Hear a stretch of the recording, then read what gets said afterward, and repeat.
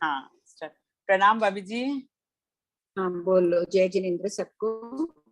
हाँ भाभी जी, मेरा क्वेश्चन 2-3 क्लासों से है, पूछना ही नहीं हुआ कि एक 12 तारीख को आपने बताया था कि पुण्य के लिए आपने बताया था ना कि स्थानक बनाओ और वहां सामायिक करो तो पुण्य का फल उस भाव में मिल जाता है। पर आगे वो स्थानक बनाया हुआ रह गया तो नेक्स्ट गति में उनको वहां का पुण्य का फल नहीं मिल रहा है, पर सामायिक तो अभी भी वहां हो रही है। भले ही अभी हो रही है। जिस वक्त पुण्य के लिए ऐसा नियम है कि जिस वक्त पुण्य के भाव जागृत हुए, जो कार्य किया कि मैं ये दे रहा हूँ स्थानक बने, तो बस उसी वक्त पुण्य का फल मिल गया। उसके बाद उसकी परंपरा नहीं चलती है, जबकि पाप की परंपरा चलती है। तो ये अपने भाभी जी, ये बोलने से, किसी को समझाने से वो कि पाप और पुण्य का इतना भेद क्यों, जब पाप भी है पुण्य भी है। मकान में रंग कराते हैं तो रंग तो करते वक्त ही सफेदी उसमें आती है, लेकिन उड़ जाता है ना धीरे धीरे। हाँ तो फिर अपने क्यों कहते हैं कि पुण्य को जमा करो और संचित पुण्य तो आगे पुण्य काम पहले आएगा। जो जमा किया है वो स्तोक तो पड़ा है, अपवर्तना आदि मत करो। हाँ हाँ बोलो।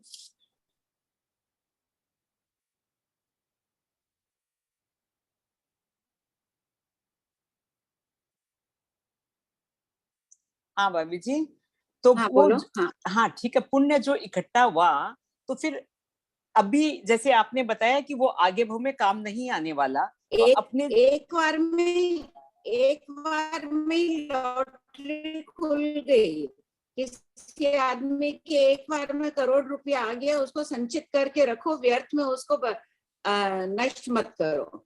अरे वाह, और जबकि कितना पाप कर्म क्या है, जो कमाई हुई परंपरा चलती है। बहुत सुंदर एग्जाम्पल भाभी जी, ये वाला तो लॉटरी वाला। अच्छा भाभी जी, एक और है कि ना विग्रह गति में वेद का उदय प्रारंभ हो जाता है। तो मेरे ये क्वेश्चन उठा कि विग्रह गति में तो अभी तक पर्याप्तियां ही नहीं बंधी है, और विग्रह गति में मानसिक वेदना का भी आपने बताया कि मानसिक वेदना भी होती है क्या, तो चार समय में वेद की भावना जगेगी और क्या मानसिक वेदना होगी।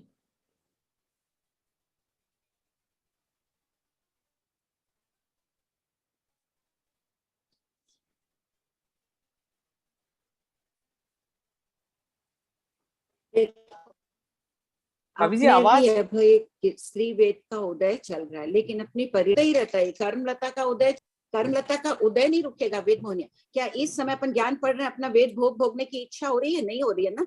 उसी प्रकार आयुष कर्म का उदय होते ही वेद मोहनी कर्म का विपाकोदय प्रारंभ हो जाता है। अच्छा। हर कर्म के उदय के लिए द्रव्य, क्षेत्र, काल, भाव और भव, ये 5 निमित्त चाहिए। इसके बिना किसी भी कर्म का विपाकोदय नहीं हो सकता। और विपाकोदय हो भी जाए, उसका द्रव्य मिल गया, मनुष्य गति का हो गया, क्षेत्र भी मिल गया, क्षेत्र संपूर्ण नहीं मिला, वो बाटे बैठे में पर्याप्ति आदि पूर्ण नहीं हुई है, तो वो क्षेत्र के अभाव के कारण उस वक्त को काम भोग आदि सेवन की इच्छा नहीं होती है। लेकिन ज्ञानियों को दिख रहा है कि वेद मोहिनी कर्म की लता का उदय हो गया, बंद हो रहा है, कर्म बंद हो रहे हैं उस समय। उदय भी तो हो गया, भी हो गया कर्म थोड़ा। बंद की तो बात गया, यहाँ तो अपन उदय की बात कर उदय की बात रहे कर रहे हैं। हाँ हैं। हाँ। और एक है भाभी जी कि हर शरीर छोड़ा हुआ मुक्केलक है या केवल मृत शरीर है। आवाज कट रही है, मेरी कट रही है या भाभी जी आपकी कट रही है, नहीं पता चल रहा। तो हर समय वेद मुनि अभी भी वेद मुनि का तो भाभी जी आवाज मेरी कट आवाज आ रही रही है। है सबको? नहीं भाभी जी। विजय कट। लक्ष्मी नहीं आ रही है क्या मेरी आवाज? नहीं। क्यों भाई? मेरा तो चल रहा है। अब आ रही है, अब आ रही है। हाँ ठीक। तो भाभी जी अच्छा, उस हिसाब से एक आपने बताया था ना भाभी जी कि क्रिया केवल औदारिक शरीर, अपने जैसे औदारिक शरीर है वो सिराना पड़ता है, वो सिरा नहीं तो अनंत और असंख्यात समय की क्रिया अपने लग रही है। पर तब प्रश्न उठ रहा है कि वैक्रिय शरीर का आपने बताया था कि उनकी क्रिया नहीं लगती है, तो बड़ा मजा, तब तो देव क्रिया कम लग रही है, और औदारिक में नरक का तो क्यों बोलूं, तब तो देवगति में क्रिया नहीं लग रही है उनके वैक्रिय शरीर की। नहीं, उनका उस समय तो लग ही रही है, छोड़े हुए वैक्रिय शरीर की नहीं लग रही है। तो कितनी बड़ी बात है। लोहे के भाव में थे अपन औदारिक के, अभी कोई कसाई का चक्कू बन गया या जो भी बन गया है तो उससे कट रहा लग रही है, अपने वो सराया नहीं है उस लोहे के शरीर को। तो वैक्रिय शरीर का तो पूर्व भाव का वैक्रिय शरीर रहता ही नहीं है ना, वो तो बिखर जाता है खंड खंड होकर, जैसे कपूर पड़ा पड़ा बिखर जाता है ना, कई महीने पड़ा रहेगा तो वो रहता ही नहीं है, उसी प्रकार वैक्रिय शरीर के पुद्गल बिखर जाते हैं, तो उसकी क्या क्रिया लगेगी। तो वही तो मुझे पिछले लेकिन जिस वक्त देवता है उस वक्त तो उसको उस भाव की तो लग ही रही है। हाँ भाभी जी, हाँ देवता, मैं वही तो बोल रही हूँ ना कि औदारिक वालों की फिर बहुत, तो वैक्रिय शरीर बेटर हो गया, अपने औदारिक शरीर मोक्ष के हिसाब से ठीक है, पर क्रिया का जो बंद हो रहा है अनंत जन्मों का बिना मतलब, वैक्रिय शरीर में चला जाता है तो कितने लंबे काल तक रहता है, सागरोपम तक रह जाता है वहां पर। औदारिक शरीर में इतने काल तक तो रहता नहीं है, अगर संभल जाए, मनुष्य गति में आए, धर्म का आचरण कर ले तो वो सरा सकता है शीघ्र ही। वहां तो जाके वो सराएगा भी नहीं, देवगति में तो कोई भी प्रत्याख्यान नहीं करेगा, जानता है कि मुझे वो सरा देना चाहिए, जो भी कुछ अनर्थ दंड का सेवन नहीं करना चाहिए, लेकिन त्याग प्रत्याख्यान नहीं है तो अपन ज्यादा निर्जरा करने वाले हैं ना, पर इसीलिए तो मनुष्य गति को श्रेष्ठ बताया गया। पर भाभी जी कितने हैं, कितने हैं ये औदारिक शरीर वाले, कितने ये करने वाले हैं। केशर कितनी होती है लोक में, मैं बोल रही हूँ लोक में केशर कितनी है, थोड़ी सी मिलती है ना। हाँ सही, चीनी तो हर एक के घरों में मिल जाएगी, टनों बंद बोरी बंद मार्केट में मिल जाएगी। हाँ। अच्छा भाभी जी, जो अल्प होता। अच्छा भाभी जी, ये जो पुत्रिकापन का वर्णन अपने चला था, तो ये क्या 15 ही कर्म भूमियों में होती है क्या? और महाविद्या में तो तीर्थंकर एवरी टाइम विराजमान है, तो वहां हर समय। हाँ, अच्छा, जिस क्षेत्र में, जिस विजय में तीर्थंकर भगवान है वहां रहती है, और पूर्वों का ज्ञान रहता है तब तक रहती है। हाँ, तो पूर्वों का ज्ञान जिस क्षेत्र में, महाविद्या क्षेत्र में जब तक रहता है उन क्षेत्रों में रहती है। अच्छा अच्छा, ठीक है भाभी जी, मेरे हो गए, कृतज्ञों से भाभी जी, प्रणाम भाभी जी। सुमन 1 2 3, आंटी एक मिनट, सुमन 1 2 3 जो भी है, आपका डाउट, आपने हैंड रेज है लेकिन आपका माइक नहीं दिख रहा, आपका अनम्यूट कैसे करें, या तो आप रिज्वाइन करिए, आपका सेटिंग देखिए थोड़ा इंस्ट्रूमेंट का। प्रियंका जी पूछिए। जय जिनेन्द्र आंटी।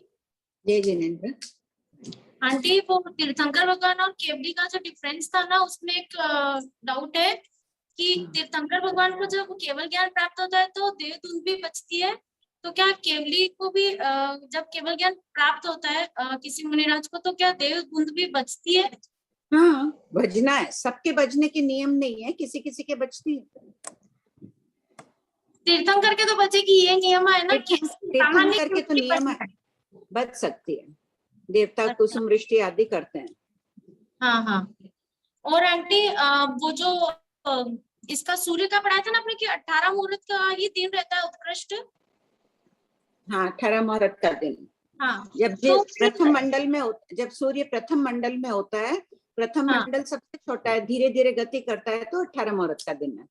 हाँ, तो आंटी जो नॉर्वे वगैरह देश है वहां पर तो 18 से 20 घंटे तक सूर्य दिखता है, फिर वो कैसे समझेंगे? अब इस विषय में अपने पास अभी कुछ भी उपलब्ध नहीं है, हो सकता है कहीं और के, कुछ निश्चित रूप से नहीं कह सकते, विषय उपलब्ध नहीं है।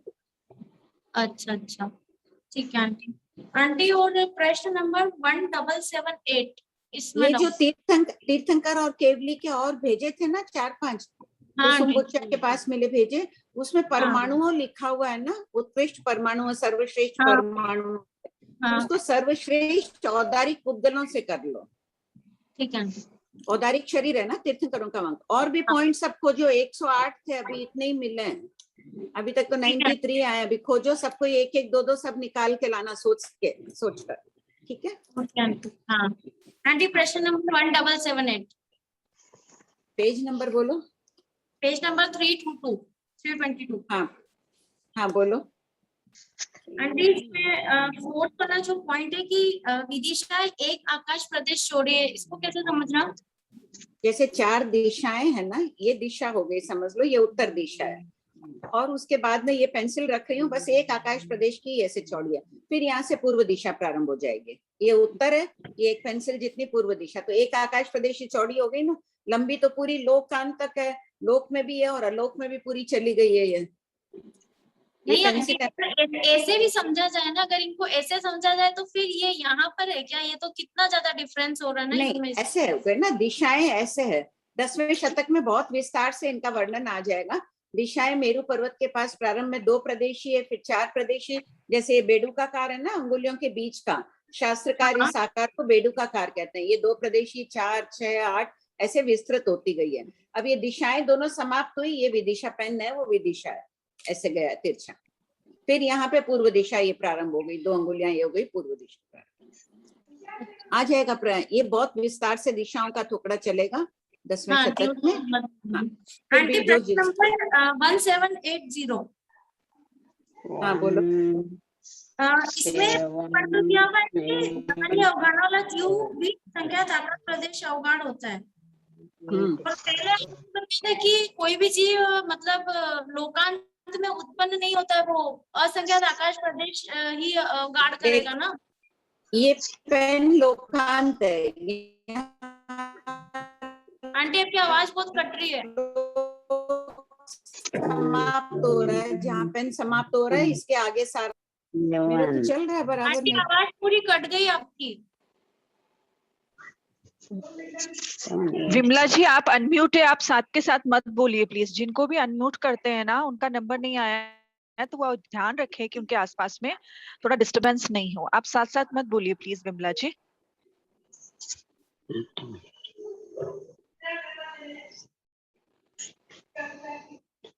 आंटी जी, आंटी जी,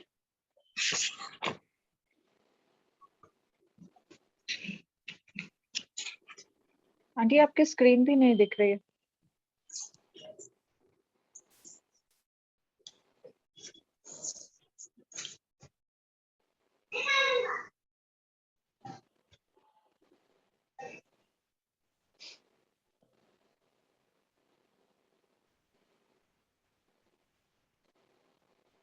ओके आंटी रीजॉइन हो रहे हैं प्रियंका जी। हाँ आंटी।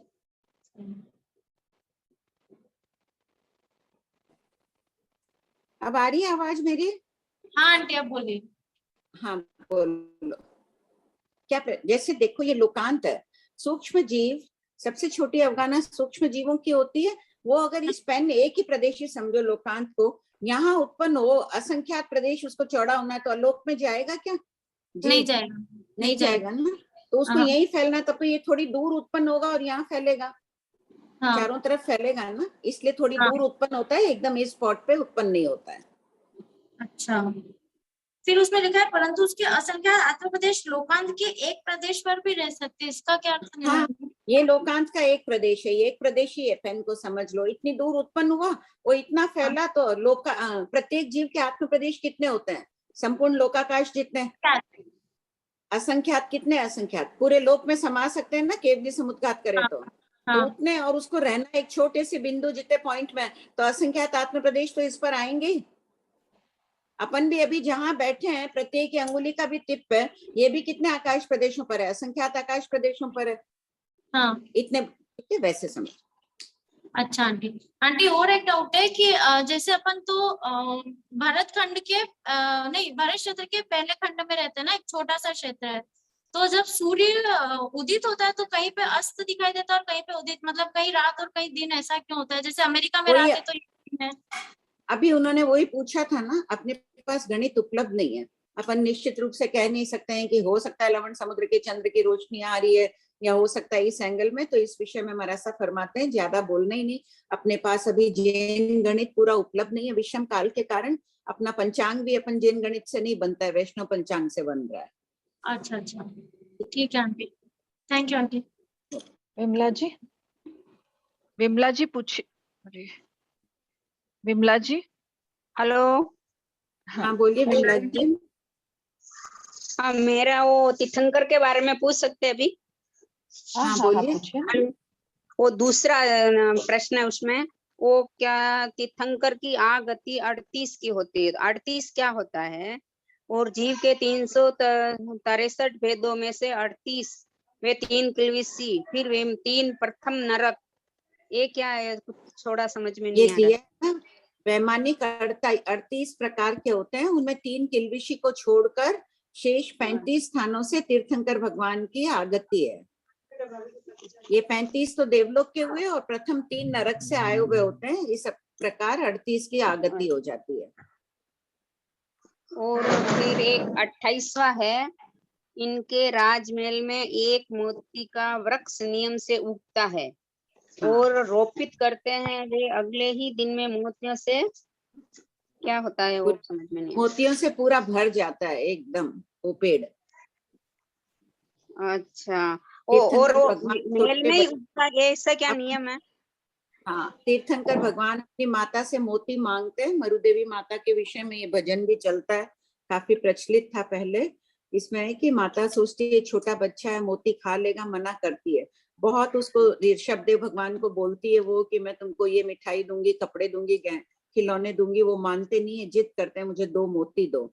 वो नहीं देती है। इतने में नाभि राजा आकर बोलते हैं ऋषभ जैसे बेटे को मना मत करो, दे दो। उन्होंने 2 मोती दिया और वो जाके बगीचे में खड्डा करके उस मोती को बो देते हैं। दूसरे दिन सुबह वो मोतियों का पेड़ उग जाता है और पूरा लड़ालूम भर जाता है मोतियों से। प्रत्येक तीर्थंकर के समय ऐसी घटना होती है। प्रत्येक तीर्थंकर में होता है। हाँ, 24 ही तीर्थंकर के। वो तो नेमिनाथ भगवान को तो बताया था थोड़ा, और सभी का पता नहीं था। और एक 29वां उत्कृष्ट, जो पुण्य की घटना, पुण्य हीनाधिक नहीं होते उनके। अच्छा, और ये एक शरीर, तप, बोल, रूप। अगला प्रश्न 29, अवगाना आदि संबंधी। ये अवगाना 7 हाथ, उत्कृष्ट अवगाना 500 धनुष की। ये समय की उत्कृष्ट क्या है? आगे समझ में नहीं आया, बराबर लाइन नहीं दिख रही है। क्या है उसमें? 500 उत्कृष्ट 500 धनुष अवगाना। 500 धनुष की अवगाना होती है। ये अपने समय के उत्कृष्ट अवगाना। आगे क्या है वो लाइन नहीं दिख रही है। क्या लिखा हुआ है जयश्री भाई? इसमें लिखा है कि ये अपने समय के उत्कृष्ट अवगाना वाले होते हैं। तो उसमें अवगाना कितनी होगी? जगन्य 7 हाथ होगी, उत्कृष्ट 500 धनुष होती है ना। तो जो सॉरी जगन्य, उसमें 7 हाथ वाला जब समय आएगा तब 7 हाथ की होगी, 500 धनुष वाले के समय में 500 धनुष की होगी। ऐसा ही ना आंटी? जैसे अजितनाथ भगवान के समय 450 हाथ धनुष की उत्कृष्ट अवगाना थी, तो अजितनाथ भगवान की उतने थे। अच्छा, सबके आरे में अलग अलग होगी, ऐसा? हाँ। अच्छा, एक और था 35 नंबर, पुरुषी होते हैं। ये क्या पुरुषी होते हैं? तीर्थंकर पुरुष ही होते हैं। मल्लीनाथ भगवान स्त्री हुए, वो एक अपवाद है। अनंत काल में ऐसी आश्चर्यकारी घटना होती है। अच्छा, और एक 44वां पूछ सकती हूँ कि लेट ऐसा? 1-2 मिनट और बस, क्योंकि 2:15 हो गए ना। आप जल्दी जल्दी पूछ लीजिए। तो 44वां क्या है? संयम बुद्ध होते हैं, केवली ज्ञान संबंधी। ये क्या है? स्वयं बुद्ध, वो अपने आप बोध प्राप्त करते हैं, उन्हें कोई उपदेश नहीं देता है। नहीं, दीक्षा वे केवल ज्ञान संबंधी। क्या वर्ड है वो पढ़ो। दीक्षा वे केवल ज्ञान संयम बुद्ध होते हैं। आंटी ऐसा लिखा है कि दीक्षा और केवल ज्ञान के संबंधी में हर टॉपिक चले ना, तो गर्भ संबंधी चर्चा पहले हो गई। अब उनके दीक्षा और केवल ज्ञान के रिलेटेड में 7-8 पॉइंट्स हैं, या जितने भी पॉइंट्स हैं, तो उसमें सबसे पहला स्वयं बुद्धि होते हैं। हाँ, ये स्वयं बुद्ध होते हैं। वो प्रत्येक बुद्ध भी हो सकते हैं, बुद्ध बोधित भी हो सकते हैं। कोई केवली होते हैं, बोध प्राप्त करते हैं गुरु से, फिर केवल ज्ञान प्राप्त करते हैं, वो है। और ये संयमी बुद्ध हो जाते हैं तीर्थंकर। हाँ, इनको कोई बोध नहीं रहता, अपने आप बोध प्राप्त करते हैं, अपने ही पुरुषार्थ के बल पर बोध प्राप्त करते हैं। Thank you. अभी 3-4 और है, मैं लास्ट में पूछती। ठीक है। वंदना नहीं आई है ना? नहीं आंटी आए, उनको अनम्यूट कर दिया है। वंदना जी 217 आंटी पहले है ना, वो अधोगति वाला क्वेश्चन था ना, क्वेश्चन नंबर 2138। आप कुछ बोले थे ना, करेक्शन है उसमें। 2138 परम अधो अवधि का कुछ आप बोले थे ना उस क्लास में। श्वेता सब कोई 2138 खोलिए। 2138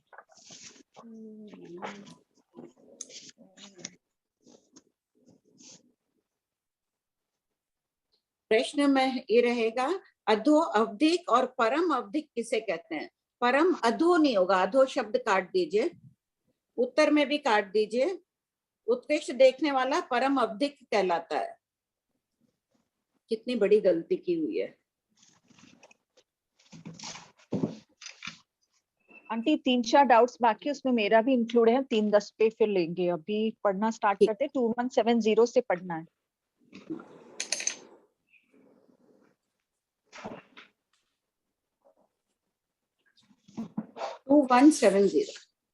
प्रश्न नंबर नंबर 394। प्रश्न 2170। 2170, हाँ, जिन्होंने भी पूछा है। मनुष्य और तिर्यंच में पचकान ग्रहण करने की योग्यता कब आती है? उत्तर, मनुष्य 8 वर्ष झाझेरी बाद और तिर्यंच अंतर्मुहूर्त बाद ही यथा योग्य कषायों का शयोपशम करने में समर्थ होते हैं, यानी इन कषायों के शयोपशम योग्य परिणाम कथित आयु की परिपक्वता में ही आते हैं। ठीक है, अपन बच्चों को 3 साल की उम्र में कोई पचकान करा देते हैं, वो करा देते हैं, लेकिन पूर्व भव की संकित लाई हुई होगी तो ठीक है। नई संकित नहीं आती है, 8 वर्ष झाझेरी के बाद ही आती है। और प्रत्याख्याना अप्रत्याख्याना वर्ण कर्म का क्षोभक्षम होता है, वो भी मनुष्य के 8 वर्ष झाझेरी के बाद ही होता है। ठीक है, कराते हैं, अच्छी बात है, उनमें संस्कार जमते हैं, उस अपेक्षा से ठीक है। प्रश्न 2171, सम्यक्त्व अनंतानुबंधी कषाय का शयोपशम परभव में साथ क्यों जाता है? उत्तर, श्रद्धा संबंधी जिन परिणामों में अनंतानुबंधी का शयोपशम रहता है, वे परिणाम मृत्यु से बाधित नहीं होते हैं, इसलिए परभव में सम्यक्त्व साथ जाता है। प्रश्न 2172, अध्यवसाय यानी आत्म परिणाम में विचित्रता क्यों होती है? उत्तर, यह विचित्रता 8 कर्मों के भिन्न भिन्न अनुभाग वाले कर्मों के उदय से एवं द्रव्य क्षेत्र काल भाव आदि के कारण होती है। 8 कर्मों का उदय एक साथ चलता है, कोई एक कर्म बहुत अच्छा बांधा, कोई एक कर्म बहुत आधा खराब कर्म का बांधा। फल शतक लेकिन 7। मेरी आवाज आ रही है?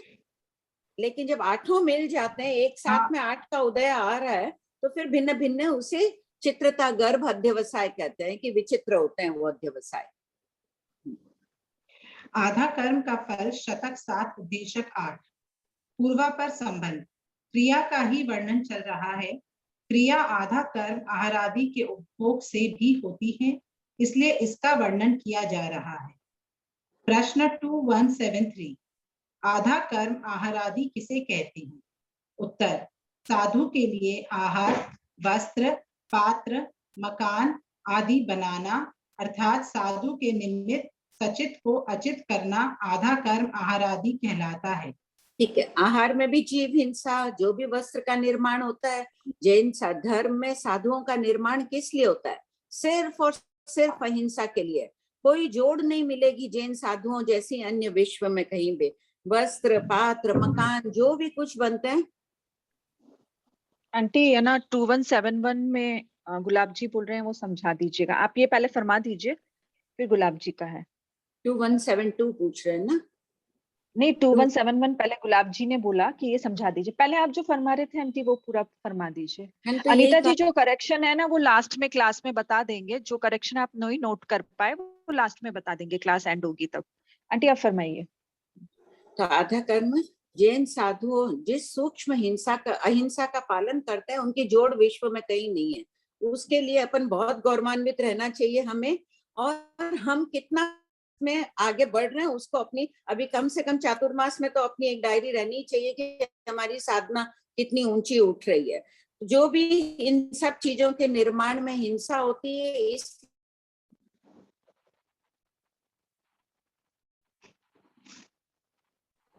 आंटी हाँ हाँ फरमाइए, बीच में आवाज चली गई थी इसलिए। आंटी क्वेश्चन नंबर 2171 में है कि जब पचकांड साथ में नहीं जाते हैं पर भव में, इस भव में साधु है तो अगले भव में जन्म लेगा, यहाँ से उसकी जैसे ही आयुष पूर्ण होगी उसके साधुपना नहीं रहेगा। अपन श्रावक हैं, जैसे ही काल करेंगे श्रावकपना नहीं रहता है, तो फिर सम्यक दर्शन क्यों रहता है? सम्यक दर्शन तो जीव लेके जाता ही है ना साथ में। तो जो श्रद्धा के परिणाम रहते हैं आत्मा में, श्रद्धा के परिणामों के कारण अनंतानुबंधी कषाय, क्रोध, मान, माया, लोभ है, इनका क्षोक्षम होता है, और मिथ्यात्व मोहिनी का क्षोक्षम होता है। ये जो क्षोक्षम होता है ये रुकता नहीं है मरण के कारण। बाकी कर्म प्रकृतियां जो है चारित्र मोहिनी की, इनका क्षोक्षम रुक जाता है। मरण, जैसे ही मरण होता है, आयुष कर्म निकला, यहाँ से आयुष निकला, गैस बंद किया कि खाना बनना बंद हो जाता है, समझ लीजिए। तो उसी प्रकार आयुष निकली कि वो अनंत उन प्रकृतियों का क्षोक्षम रुक जाता है। क्षोक्षम से गुण प्रकट होता है और वो गुण रुक जाता है। श्रावकपना और साधुपना यहीं पर खत्म समाप्त हो जाता है। हो गया गुलाब जी क्लियर? हाँ। और आंटी ना, अन्नपूर्णा जी कुछ पूछ रहे हैं कि आपने 2172 में आपने किस शब्द का प्रयोग किया, वो समझ नहीं आया। चित्रता गर्भ अध्यवसाय। क्या क्या आंटी? चित्र ड्राइंग होती है ना, चित्रता गर्भ अध्यवसाय। तो गर्भ में विचित्र अध्यवसाय रहे, क्योंकि सब कर्म अलग अलग प्रकार से, किसी में अनुभाग ज्यादा, कोई खराब, कोई अच्छे, ज्ञानवर्णी आदि अशुभ पाप प्रकृतियां घाती कर्म है, उनका भी उदय चल रहा है। अभी अपने सातावेदनी का भी उदय चल रहा है, उच्च गोत्र का भी उदय चल रहा है। तो शुभ अशुभ सब मिलकर उदय में आती है। तो गर्भ में विचित्र प्रकार के कर्म रहे हुए हैं, इसे पंच संग्रहकार कहते हैं, चित्रता गर्भ अध्यवसाय। प्रश्न 2174। आधा कर्म आहार आदि को सेवन करने वाला शमन निग्रंथ क्या बांधता है, क्या करता है? उत्तर, आयुष कर्म को छोड़कर शिथिल बंधी हुई 7 कर्म प्रकृतियों को गाढ़ करता है, यावत बारंबार संसार परिभ्रमण करता है। प्रश्न 2175। आधा कर्मी साधु बारंबार संसार परिभ्रमण क्यों करता है? उत्तर, आधा कर्मी साधु अपने धर्म का, जिन्नाज्ञा का उल्लंघन करता है, 6 काया के जीवों के घात की परवाह नहीं करता है, और जिन जीवों के शरीर का वह भक्षण करता है उन जीवों पर अनुकंपा नहीं करता है, इसलिए बारंबार संसार परिभ्रमण करता है। प्रश्न 2176। प्रासुक निर्दोष एषणीय खोजी हुई आहार आदि का सेवन करने वाला शमन निर्ग्रंथ क्या बांधता है, क्या करता है? उत्तर, आयुष कर्म को छोड़कर मजबूत बंधी हुई 7 कर्म प्रकृतियों को शिथिल करता है। कदाचित आयुष बांधता है, कदाचित नहीं बांधता है, यावत संसार सागर का उल्लंघन करता है। यहाँ शिथिल करता है क्या समझेंगे? शिथिल से क्या समझना चाहिए, कैसे करता है ढीले? रस कम बांधेगा। ठीक, अपवर्तना आदि के कारण उनको कम कर देता है, उनकी स्थिति भी कम कर, संक्रमण भी कर देता है, अशुभ प्रकृतियों को शुभ में डाल देता है आदि।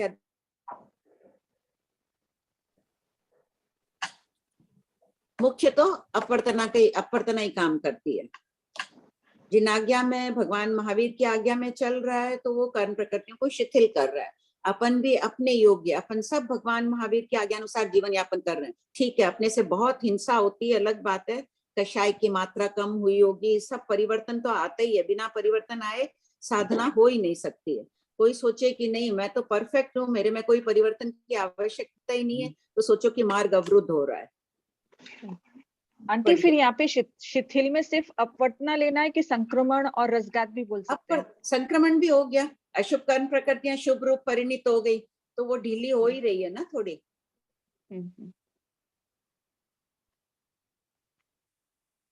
पढ़ो। वंदना जी म्यूट हो गए क्या? साधना एक ही सबसे बड़ा काम कर रही है। वंदना जी हैंड रेज करिए ना please. Jyoti ji, Jyoti ji, Vandana ji hand raise है उनका। हाँ सॉरी, ज्योति जी, ज्योति जी। हाँ हाँ, इनको वंदना जी को कोहोस्ट बना दीजिए ना प्लीज। ओके ओके, नहीं कोहोस्ट बना दीजिए उनको, ठीक है। प्रश्न 2177। प्रासुक एषणीय आहार आदि का सेवन करने वाला साधु संसार सागर का उल्लंघन क्यों करता है? उत्तर, वह अपने धर्म का उल्लंघन नहीं करता है, अर्थात वह अपनी ली हुई प्रतिज्ञा को पूर्ण रूप से निभाता है, 6 काया के जीवों की रक्षा करता है, और उन जीवों पर अनुकंपा करता है, इसलिए संसार सागर का उल्लंघन करता है। प्रश्न 2178, क्या आधा कर्मी आहार आदि को ग्रहण करने से साधु को दोष लगता है? उत्तर, जानते हुए आधा कर्मी आहार आदि को ग्रहण करने से साधु को दोष लगता है। साधु होकर आश्रव का सेवन करना बहुत बड़ा पाप है। आश्रव यानी कर्म प्रवाह। आश्रव शब्द का अर्थ है कर्म प्रवाह।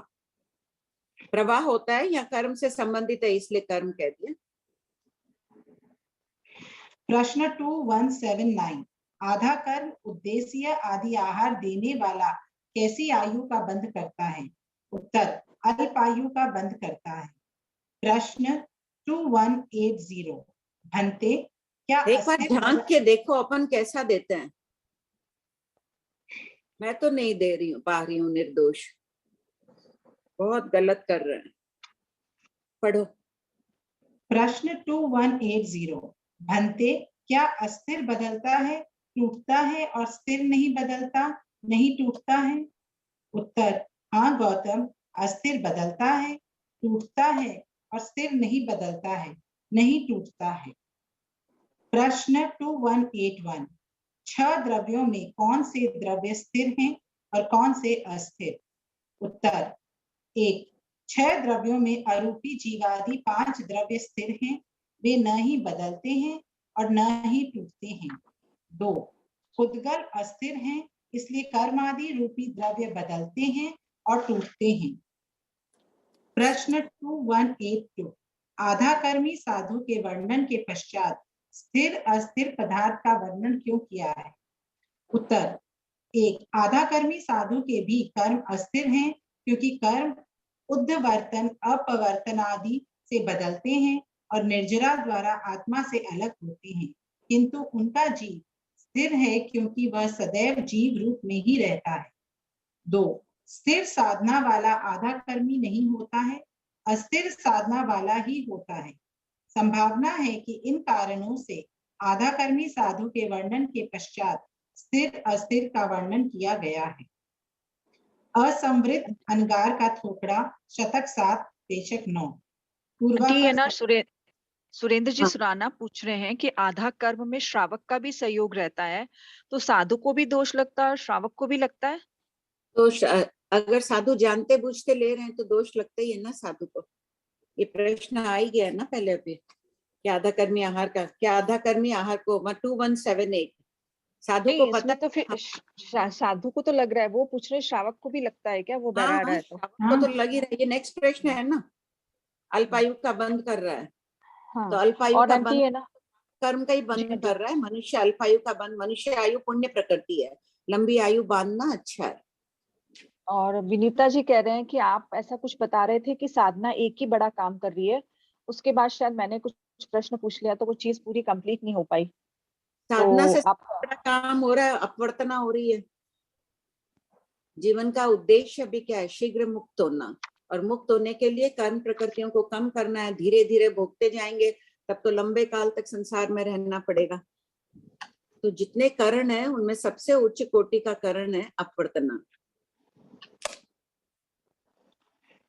पूर्वापर संबंध अंगार का ही वर्णन किया जा रहा है। प्रश्न 2183, भंते क्या वैक्रिय लब्धिवंत असंवृत प्रमादी अंगार बाहर के पुद्गलों को ग्रहण किए बिना एक वर्ण एक रूप वैक्रिय कर सकता है? उत्तर, गौतम, नो इनट्ठे समट्ठे, बाहर से पुद्गलों को लेकर ही काले को सफेद आदि और रुक्ष को स्निग्ध आदि कर सकता है। प्रश्न 2184, असंवृत अंगार कहाँ के पुद्गलों को ग्रहण करके विकुर्वणा करता है? उत्तर, असंवृत अंगार यहाँ मनुष्य लोक में रहे हुए पुद्गलों को ग्रहण करके विकुर्वणा करता है। प्रश्न 2185, असंवृत अंगार वैक्रिय करके जहाँ जाता है, क्या वहां के पुद्गलों को ग्रहण करके विकुर्वणा कर सकता है? उत्तर, हाँ। किसी का मैसेज आया है 2176 में, शिथिल शब्द का अर्थ है कमजोर। तो कर्म कमजोर कैसे हो रहे हैं? अपवर्तना के द्वारा, संक्रमण के द्वारा कर्म कमजोर हो रहे हैं। हाँ पढ़ो बिनी। प्रश्न 2186, क्या असंवृत अंगार यहाँ व वहां से भिन्न स्थान पर रहे हुए पुद्गलों को ग्रहण करके विकुर्वणा कर सकता है? उत्तर, नहीं कर सकता है। इसका तात्पर्य यह है कि जिस स्थान पर रहकर मुनि विक्रिय करता है वहीं के पुद्गलों को ग्रहण करके विकुर्वणा करता है। इसका आशय यह है कि जीव बाहर के पुद्गलों को ग्रहण, जीव को उत्तर विक्रिय करना होता है, चाहे देवता, नेरिक, मनुष्य, तिर्यंच कोई भी हो, तो वो विक्रिय समुद्घात करते हैं। विक्रिय समुद्घात करके दूसरे पुद्गलों को ग्रहण करके विकुर्वणा करते हैं, ये कहा जा रहा है। पूछा जा रहा है, स्थान पूछ रहे हैं गौतम स्वामी कि कहाँ कर रहे हैं। यहाँ मनुष्य लोक में कर रहा है, अगर अंगार कर रहा है तो यहीं के पुद्गलों को, ये नहीं कि वो देवलोक के पुद्गलों को खींचेगा अपनी शक्ति से फिर विकृत करेगा, ऐसा नहीं होता है। जो जहां है वहीं पर कर रहा है, रहे हुए पुद्गलों को ग्रहण करके वेक्रिय समुद्घात करता है। विकुर्वणा मतलब वेक्रिय शरीर बनाना, उत्तर वेक्रिय करता है उसे विकुर्वणा भी कहते हैं। प्रश्न 2187, कोई देवता असंवृत वैक्रिय लब्धिवंत अंगार को मनुष्य लोक के बाहर ले जाए तो क्या वह अंगार वहां विकुर्वणा कर सकता है? उत्तर, हाँ कर सकता है। प्रश्न 2188, वैक्रिय लब्धिवंत समृद्ध अंगार विकुर्वणा क्यों नहीं करती? उत्तर, लब्धि के प्रयोग से हिंसा होती है। शांति को प्राप्त संवरवान साधु हिंसा नहीं करते हैं, इसलिए वे विकुर्वणा नहीं करते। तो छठे गुण स्थान जीव स्थान तक के साधु ही करते हैं, सातवें से आगे वाले लब्धि संपन्न होते हुए भी नहीं करते हैं, क्योंकि उनके हृदय में अनुकंपा का झरना बहता है। वे नहीं चाहते हैं कि उत्तर वेक्रिय कौतूहलवश करके जीवों की हिंसा करे। प्रश्न 2189, मनुष्य, तिर्यंच और नैरेय के उत्तर वैक्रिय शरीर की स्थिति कितनी है? उत्तर, इन तीनों के वैक्रिय शरीर की स्थिति अंतर्मुहूर्त है। श्रीमद जीवाजीवाभिगम सूत्र में वर्णन है कि नैरेय के उत्तर वैक्रिय शरीर के अंतर्मुहूर्त से मनुष्य और तिर्यंच के उत्तर वैक्रिय शरीर का अंतर्मुहूर्त 4 गुना बड़ा है। प्रश्न 2190, जैसे देखो, अगर कोई नेरिक बनाता है तो समझ लो ज्यादा से ज्यादा 11-12 मिनट तक उसका बनाया हुआ शरीर रह सकता है, जबकि मनुष्य और तिर्यंच बनाए अगर वेक्रिय शरीर तो उनका लगभग 48 मिनट रह सकता है। अगर 11 मिनट माने 44 या 48 मिनट रह सकता है, 4 गुना अधिक होता है उनका। प्रश्न 2190, देवों के उत्तर वैक्रिय शरीर का काल कितना है? उत्तर, देवों के उत्तर वैक्रिय का काल 15 दिन है एवं उनके द्वारा विकुर्वित वस्त्राभूषण भी 15 दिन से अधिक नहीं रहते हैं। प्रश्न 2190, जैसे अगर कोई भी चीज बनाए, देवता कोई मकान बना दे वेक्रिय पुद्गलों से, तो वो 15 दिन तक ही रहेगा, उसके बाद में वो बिखर जाएगा अपने आप। कई प्रश्न करते हैं कि फिर द्वारिका नगरी देवों ने बनाई, कुबेर ने बनाई थी। कृष्ण वासुदेव की कनकमाला नाम की एक माता थी, उनके पुण्य, वो दमयंती का जीव था, और वैश्रमण कुबेर नल का जीव है, तो उन्होंने पूर्व भाव के प्रेम वश द्वारिका नगरी का निर्माण किया। वैसे कृष्ण वासुदेव का भी पुण्योदय था ही, लेकिन मुख्य रूप से उनकी माँ का था, कनकमाला नाम की माँ का। उनके पुण्य से बनी, तो वो कैसे इतने लंबे काल तक टिकी? तो देवता ने औदारिक पुद्गलों को लेकर उस नगरी का निर्माण किया था, इसलिए वो टिकी रही। प्रश्न 2191, उत्तर वैक्रिय अवस्था में काल करने पर विकुर्वित पुद्गलों का क्या होता है? उत्तर, काल करते ही उत्तर वैक्रिय शरीर एवं विकुर्वित वस्त्रादि कपूर, इत्र, स्पिरिट आदि से भी अति शीघ्र इधर उधर बिखर जाती हैं। प्रश्न 2192, श्री ठाणा सूत्र ठाणा 3 में वर्णन है कि देव बाहर के पुद्गलों को ग्रहण किए बिना भी विकुर्वणा कर सकते हैं, कैसे? उत्तर, बाहर से पुद्गल लिए बिना ही। क्रीकलास, गिरगिट की क्रीड़ा में रंगों का परिवर्तन होना, सर्प का फण बनाना आदि के समान देवता भी बाहर के पुद्गलों को ग्रहण किए बिना भी विकुर्वणा कर सकते हैं। ठीक है, कई बच्चे होते हैं पिरामिड वगैरह बनाते हैं। अब यहाँ तो भगवती सूत्र में बताया है कि बाहर के पुद्गलों को ग्रहण किए बिना नहीं कर सकते हैं, और ठाणांग सूत्र भी अंग शास्त्र है, दोनों अंग शास्त्र है। भगवान महावीर की वाणी विपरीत नहीं होती है। यहाँ वेक्रिय समुद्घात करके उत्तर वेक्रिय करते हैं, उसकी अपेक्षा कथन है, और ठाणांग सूत्र में जो है कि अपने ही मूल शरीर में कुछ परिवर्तन कर लेना। गिरगिट कोई बाहर से नहीं लेता है, परिवर्तन कर लेता है, उसका स्वभाव है कि वो ऐसे से। उसी प्रकार जब एक जानवर में भी इतना सामर्थ्य है कि रंग आदि बदल सकता है, तो देवों में भी इस प्रकार की शक्ति होती है, वो बदल सकते हैं। वहां उस अपेक्षा से कथन है। आंटी मैंने है ना पिछली बार इसी क्वेश्चन के संदर्भ में आपसे शायद लगभग 1 महीना पहले पूछा था, तो आपने ऐसा कुछ बोला था कि बाल वगैरह ऐसे संवार रहे हैं वो ना, भी है, वो भी आ जाएगा भगवती में आगे। तो आप उसको बोले भी कि उसके लिए भी वो पुद्गल ग्रहण नहीं करते। तो आंटी के इतना आलस्य होता है क्या कि सिर्फ बाल ग्रहण कर रहे उसके लिए वो विकुर्बणा, उसके लिए विकुर्बणा कर रहे तो सजाना पुद्गल ग्रहण संवारना आदि नहीं, विकुर्मणा शब्द का अर्थ ही है सजाना संवरना आदि भी विकुर्मणा है। आगे आ जाएगा भगवती सूत्र में कि देवता विकुर्बित शरीर हो तो अगर अपने हाथ से सजाना, काजल लगाना, टिक्की लगाना सब विकुर्बणा आ जाता है।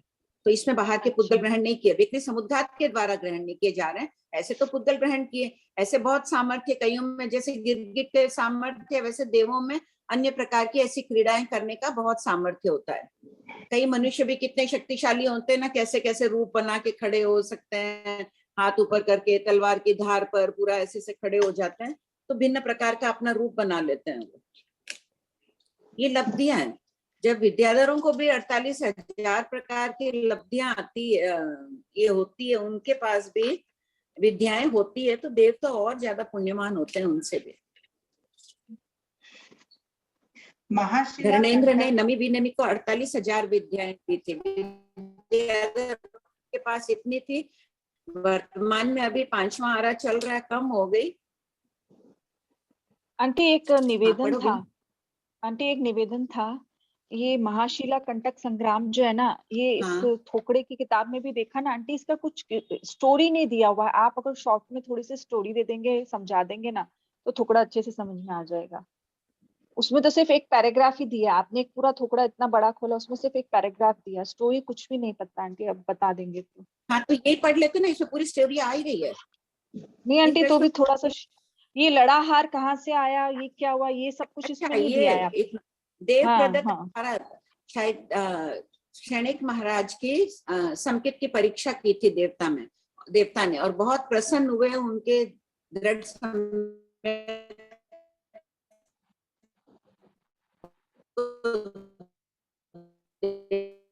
आंटी आवाज ब्रेक हो रही है। उन्होंने 18 लड़ा, एक हार दिया था, और उन्होंने राज्य तो दिया कौनी को, और शेषनाग हार और हाथी दिया अपने उनके दूसरे 2 पुत्रों को। आंटी आप क्या फरमाए, कुछ भी समझ नहीं आया, आवाज पूरी ब्रेक हो रही थी। क्षणिक राजा की धर्म दृढ़ता पर प्रसन्न होकर देवता ने उन्हें 18 लड़ा हार दिया था। जैसे अर्णिक शावक का नहीं कहते हैं कि उनकी परीक्षा ली थी देवता ने जहाज में, और फिर उनको कुंडल दिए थे। तो देवता जब प्रसन्न होते हैं तब वो कुछ न कुछ उपहार दे के जाते हैं। तो ये 18 लड़ा हार देव प्रदत्त था, क्षणिक राजा को मिला, उन्होंने अपने पुत्र को दिया। शेषनाग हाथी दिया एक को, और एक को 18 लड़ा हार दिया था। पढ़ो? हाँ पढ़ो। महाशिला कंटक संग्राम शतक 7 उद्देशक 9। पूर्वापर संबंध। पुद्गलों के कारण जो महासंग्राम हुआ उसका वर्णन किया जा रहा है। प्रश्न 219, चेड़ा राजा और कोनिक राजा के बीच संग्राम क्यों हुआ? उत्तर, देव प्रदत्त 18 लड़ा हार और शेषनाग हाथी के लिए यह महासंग्राम हुआ। प्रश्न 219 किसके कलहकारी शब्दों से यह युद्ध हुआ? शेषनाग हाथी के लिए कहते हैं क्षणिक महाराज के राज्य की जितनी कीमत थी उसकी आधी कीमत उतनी आधी कीमत शेषनाग हाथी की थी। कोई खरीदता नहीं उसको, वो उपमा द्वारा बताया गया है कि ये इतना अच्छा हाथी था, इतनी उच्च जाति का हाथी था, आधे राज्य के बराबर उसकी कीमत थी उस हाथी के। उत्तर, कोनिक राजा की पद्मावती रानी के परिग्रह संध्या का तीव्र उदय हुआ, इसलिए उसके कलह वचनों और कोनिक के घमंड के कारण युद्ध हुआ। प्रश्न 219, इनके राज्य नाम याद आ रहा है क्या? किसको दिया था 2 पुत्रों को? किसी को नाम ध्यान आ रहा है? चेलना के दूसरे 2 पुत्रों को दिया, एक को ये, और ये लोग दोनों हमेशा ये हाथी के ऊपर बैठ के हाथी क्रीड़ाएं करता, रोज प्रतिदिन शाम को घूमने जाते हार पहनकर। तो वो उनकी जो जैसे रामायण में नहीं आती है हल विहल, हाँ प्रतिभा, हल विहल राजकुमारों को, एक को हाथी दिया, एक को ये दिया, हार दिया। दोनों उस पे बैठ के जाते हैं। उनकी दासी पद्मावती, दासी थी कोणिक राजा के, महारानी की पद्मावती की, वो आके बोलती थी कि यही राज्य का सुख भोग रहे हैं, हाथी पर बैठते हैं, जाते हैं, लोग इन्हें देखते रहते हैं। पद्मावती रानी के लोक संज्ञा का उदय हो गया। इतना विशाल राज्य होते हुए भी वो रूठ गई कि मुझे तो वही हार और हाथी चाहिए। बहुत समझाने पर भी वो नहीं मानी, और कोणिक का भी घमंड उदय आ गया, मानमोहनी कर्म का तीव्र उदय आ गया कि ये तो राजा के पास ही रहने चाहिए, क्यों हल बिहल के पास है। वो उसको मांगता है, तब ये दोनों शरणागत बन जाते हैं चेड़ा राजा के। चेड़ा राजा इनके कौन रहते हैं? कोणिक के हल बिहल के नाना थे। चेलना रानी उनकी बेटी थी ना, चेड़ा राजा की, चेटक राजा की, तो उनके नाना थे, उनके पास शरण लेने चले जाते हैं। फिर ये युद्ध होता है। पढ़ो। प्रश्न 2195, परिग्रह संज्ञा का वर्णन। यहाँ लिख दो देव प्रदत्त, यहाँ आप लोग लिख लेना। हल विहल को दिया, चेलना के 2 पुत्र थे। कोणिक भी चेलना का ही पुत्र था, राज्य उन्होंने उसको दिया, और ये दोनों चीजें हल और विहल, एक को हल को 18 लड़ा हार दिया, विहल को हाथी दिया।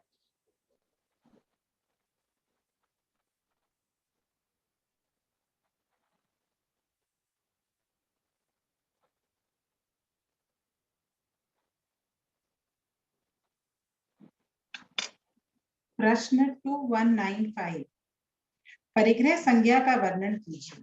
उत्तर, नवग्रहों से भी अधिक भयानक परिग्रह संज्ञा है।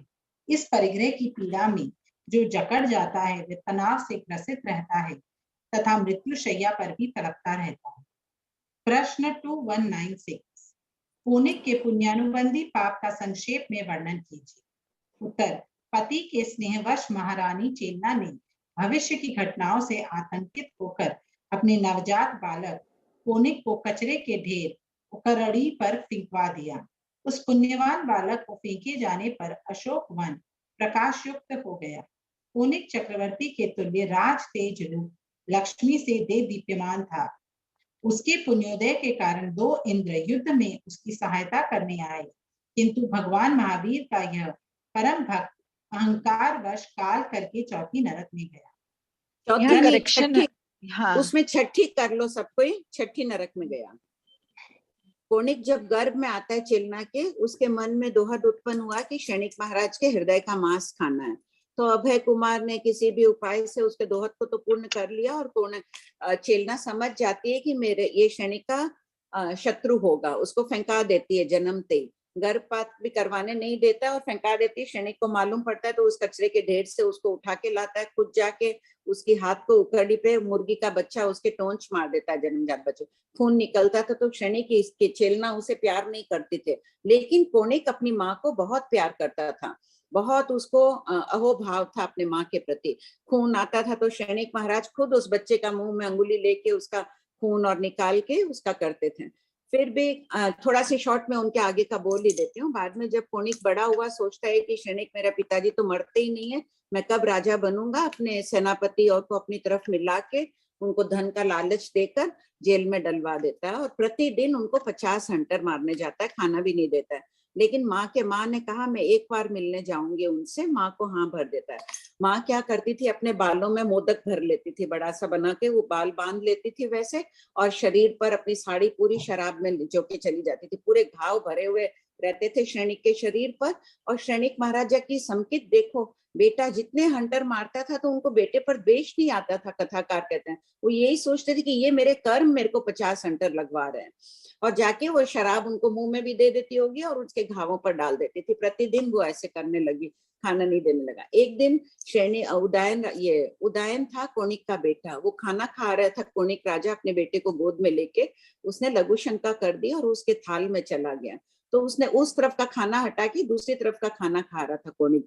तो बोला माँ, आज तक कोई पिता अपने बेटे को इतना प्यार करता है? देखो मैं तो लघु शंका की थाली हो गई, फिर भी इसमें खाना खा रहा हूँ।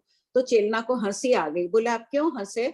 बोलते हैं कि तुम्हारे पिताजी को तो मैंने तो तुमको फिंकवा दिया था, तुम्हारी सेवा वही करते थे, तुम्हारा रोज खून निकालना ये करना आदि करते। और उस वक्त उसका वैर समाप्त होता है, वो खाना छोड़कर जाता है कि उनके बंधन काट दूंगा, तलवार, नंगी तलवार हाथ में लेके जाता है। तो क्षणिक राजा उसको दूर से देखते हैं जेल में, वो सोचते हैं कि हमेशा तो मुझे हंटर ही मारता है, आज तलवार लेके आया, लोग इसे कहेंगे कि ये पितृ की अपने पिता की हत्या करने वाला ये कहलाएगा, इसलिए वो आत्महत्या कर लेते हैं क्षणिक राजा। प्रश्न फिर 2197। कोणिक भी इतना दुखी हुआ, उसने वहां राजगृही को छोड़कर पाटलिपुत्र में अपनी राजधानी बनाई कि मुझे रहना ही नहीं है राजगृही में। प्रश्न 2197। चेरा राजा ने युद्ध क्यों किया? उत्तर, शरणागत की रक्षा और न्याय के समर्थन के लिए धर्म प्रिय चेरा राजा ने अपने दोहिते कोनिक से युद्ध किया। प्रश्न 2198। क्या चेरा राजा को अपनी विजय की आशा थी? उत्तर, चेरा राजा जानते थे कि वे अधिक बलशाली हैं, इसलिए उन्हें अपनी विजय की पूर्ण आशा थी। 10 दिन तक ऐसा युद्ध हुआ भी, किंतु उन्हें यह कल्पना न थी कि 2 इंद्र कोनिक की सहायता के लिए युद्ध में आ जाएंगे, जिससे 1,80,00,000 मनुष्यों का संहार होगा और वे हार जाएंगे। प्रश्न 2199। प्रथम 10 दिन के युद्ध का वर्णन कीजिए। उत्तर, चेरा राजा के एक दिन में एक बार बाण छोड़ने का नियम था। उनका बाण अमोघ था। पहले दिन कोनिक का भाई काल कुमार सेनापति उनके बाण से मारा गया। सारी सेना भाग गई। इस प्रकार 10 दिन तक 10 सेनापति भाइयों के साथ युद्ध चला और वे मारे गए। प्रश्न 2200।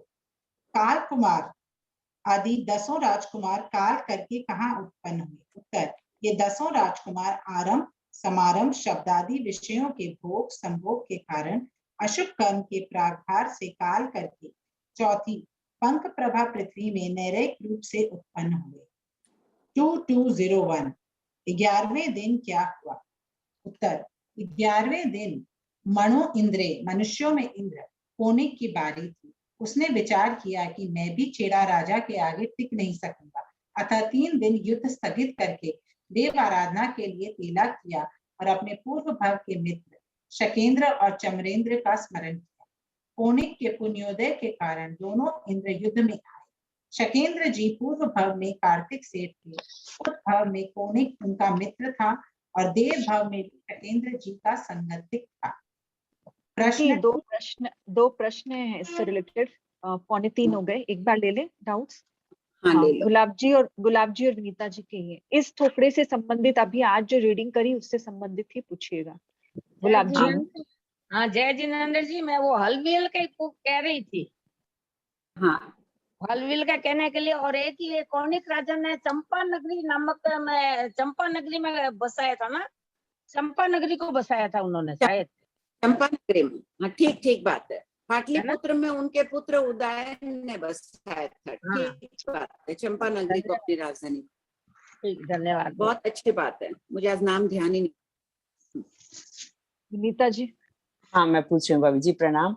भाभी जी, ये जो प्रश्न नंबर है 2196, इसमें ये लास्ट लाइन दी है ना कि भगवान महावीर का ये परम भक्त अहंकार वश काल करके 6ठी नरक में गया, तो उस समय फिर वो भक्त नहीं कहलाएगा ना भाभी जी? जिस समय फिर इतना अहंकार आ गया और नरक में, भक्त तो कोई नरक में जाएंगे नहीं। बस उसे उदय हो गया, पड़िवाई हो गया, समझ लो। आयु बंद के समय जीवन पर्यंत ही रहे, पड़िवाई हुआ तभी गया। पर इतना भक्त और अपने इधर अपनी वो वाली स्टोरी, वाई सूत्र में इतना विस्तार से इनका वर्णन है, और जब तक भगवान महावीर के समाचार नहीं आते थे तब तक ये मंजन नहीं करता था। और इधर श्रद्धा थी, और इधर आयुष बंद के समय अहंकार होगा। हाँ, नहीं, इससे पहले इतना जब भगवान महावीर का इतना परम भक्त, और इधर इन द मीन टाइम वो अपने पिता को इतने कोड़े मारता, तो वो कहाँ भक्त और कहाँ वो? नहीं, बाद में बना होगा ना, राजा बनने के बाद। अच्छा, राजा बनने के बाद। हाँ, ये क्लियर नहीं था। ठीक है भाभी जी। और जब ये इनको हंटर पड़ते हैं राजा श्रेणी को, कर्म जब उदय में आते हैं ना, छोड़ते नहीं है। कोनिक का जीव पूर्व भवों में किसी भव में श्रेणिक राजा राजकुमार थे। इनके 6 मित्रों में एक कोनिक भी था, पुरोहित का लड़का, बहुत बदसूरत था वो। तो सब बच्चे, ये 6-7 मित्र थे सेनापति के, पुरोहित आदि के, उसका बहुत मजाक उड़ाते रहते थे। एक दिन तो इन बच्चों ने हद ही कर दी। वो काला कलूटा तो था ही कोनिक का जीव, उसके ऊपर और रंग, काला रंग पोत के, गधे पर बैठा के, जूते की माला आदि पहना के उसको राजमहल में घुमाया। लोग बहुत हंस रहे थे। वो इतना दुखी हुआ, वो घर छोड़कर चला गया, जंगलों में रहने लगा। किसी साधुओं के संगति में आ गया, वहां प्रति मास मासखमण पालना करता था। जैन साधु नहीं बना था। उसकी चर्चा सुनी और क्षणिक भी, वो पूर्व भव का राजा भी जब राजा बना तो पूर्व भव का मित्र उसको याद आता था कि हम उसका इतना मजाक उड़ाते थे, वो कहाँ है, किस अवस्था में। फिर उसको एक दिन पता चला जंगल में, वहां जाता है और उनको बोलता है कि इस बार आप मासखमण का पालना मेरे यहाँ करना। एक मास बाद वो पालना करने आते हैं, तो उस दिन राजा को युद्ध में जाना था, कोई ध्यान नहीं दिया, और उनके अभिग्रह था कि अगर पालना नहीं मिला तो वापस एक मासखमण कर लेते थे। दूसरी बार वह जब जाते हैं तो राजा के उस दिन सर में बहुत दर्द हो रहा था, तो या कुछ वैसे ही था। दूसरी बार में सर में दर्द हो रहा था, किसी ने ध्यान नहीं दिया, राजमहल में चहल पहल मची रही, वो खड़ा था ऐसे ही बदसूरत, वो उस ढंग से कृष हुए सारे, ध्यान नहीं दिया, चले गए। फिर तीसरी बार जाता है राजा, वापस माफी मांगता है कि मेरे कारण ये हुआ, तो वो वापस आते हैं। तो उस वक्त भी उनके सिपाहियों ने कहा कि उनको भगा दिया वहां से, घटना जो हुई। वो इतना क्रोधित हो जाता है, नियाना करता है कि जानबूझकर ये पहले भी मेरे साथ ऐसे ही छेड़ता था, अब भी कर रहा है, मैं इनका बदला लूंगा। तो वो ही आत्मा के कोणिक बनी और वो जो राजा का जीव था क्षणिक बना। तो पूर्व भव के कर्मों का उसका निदान किया हुआ था, इतनी तपस्या की हुई थी, तो उसका निदान फलीभूत हुआ। तो आयुष्बंध आदि के समय परिणाम गिर गए उसके, तभी नरक में गया है। तो भाभी जी ये जो फिर ये पहले भगवान महावीर का आवागमन था, क्षणिक महाराज के राज्य से 58 व्यक्तियों ने दीक्षा ली, उनके परिवार से, मेघ कुमार आदि ने। जब इतने दीक्षित आत्माएं थी तो कोणिक का भी आवागमन था, भगवान के पास समय समय पर जाता ही रहता था। लेकिन अपन भी देखो करते ही है, घर में छोटी सी बात पर कभी नहीं आ जाता है क्रोध, नहीं आ जाता है अहंकार, कोई छोटी सी बात, उसने ये कहा, उसने वो कहा, ये कहा, इसी में अपना दिन रमण करता है। उन क्षणों में अगर आयुष बंद हो तो कहाँ की करेंगे। My God. अच्छा भाभी जी, ये जो आप बताए ना कि वो हंटर मारता और द्वेष नहीं करता, इतनी ऊंची साधना, इतनी समता, तो इनका तीर्थंकर नामकर्म का बंध कब हुआ? आयुष पूर्व में बांधी हुई थी, भगवान महावीर के सानिध्य में आने के बाद तीर्थंकर नामकर्म का बंध हुआ। तीर्थंकर नामकर्म का बंध समकित में होता है, और आयुष नरक आयु उन्होंने बांधी थी मिथ्यात्व में। फिर उनके रोम रोम में जैन धर्म के प्रति अटूट श्रद्धा थी, क्षायिक संकेत प्राप्त कर ली थी इन्होंने, क्षणिक महाराज ने।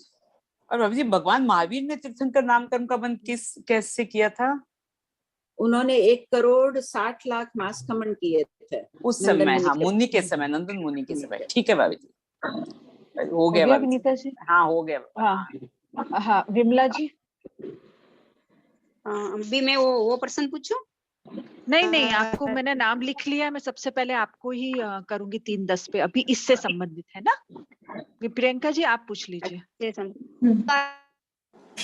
आंटी प्रश्न नंबर 2172 फिर से समझाइए ना। पढ़ो, क्या है? अच्छा, आत्म परिणाम में विचित्रता क्यों होती है? ये प्रश्न ही समझ में नहीं आया। देखो, विचित्र परिणाम होते हैं, हमेशा एक जैसे परिणाम नहीं रहते हैं, हर समय शुभ नहीं रहते हैं, हर समय बहुत शुभ नहीं रहते हैं, भिन्न भिन्न प्रकार के परिणाम होते हैं। और एक समय में भी जो परिणाम होते हैं, ज्ञानी कहते हैं इस समय जो परिणाम है वो भी विचित्र है। विचित्र यानी भिन्न भिन्न है। इतनी कारण बताएं, कितने कारण बताऊं, कितने कारण प्रकृतियों का उदय श्रावक के? 63 का बंद है, उदय कितना है? 83 या 87? सत्ता में 148 प्रकृतियां अपने भी है, कितनी है? 81 है शायद, 81 या 83, देख लो एक बार। 81 है। 81, 81 प्रकृतियों का उदय। तो सभी प्रकृतियां तो एक समान नहीं उदय में आ रही है ना, कि सभी शुभ उदय में आ रही, शुभ अशुभ सभी मिलकर उदय में आ रही है। उनको कहते हैं चित्रता गर्भ अध्यवसाय। गर्भ में अपने ऐसी भिन्न भिन्न प्रकार की कर्म प्रकृतियां, कर्म लताएं पड़ी हुई है, उनका उदय में आ रहा है, इसलिए विचित्र प्रकार के अध्यवसाय होते हैं। और आंटी एक समय में तो एक ही कर्म उदय में आएगा ना, आप फरमाए थे कि 8वें कर्म क्यों? 81 कर्म प्रकृतियों का बंद उदय उदीर्णा सत्ता का 5वें गुण स्थान में कितनी प्रकृतियों का उदय है? 81 प्रकृतियों का उदय है ना। तो इतनी कर्म प्रकृति, अभी ज्ञानावर्णी भी उदय में, दर्शनावर्णी भी उदय में, सातावेदनी भी उदय में, उच्च गोत्र भी उदय में, इतनी प्रकृतियों का उदय चल रहा है ना। मनुष्य गति भी उदय में, पंचेंद्रिय भी, बादर नाम कर्म भी, सहनन संस्थान आदि सभी मिलकर उदय में आ रही है।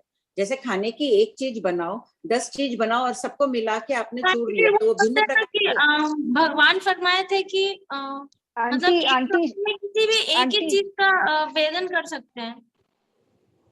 वो तो फिर है ना, हाँ बोलो। अपन श्रावक है ना, अपने 87 है, साधु के 81 होती, सॉरी छठे हाँ। गुणस्थान का भूल गई मैं, 87 है अपने। 87। हाँ बोलो, क्या बोल रही थी तुम?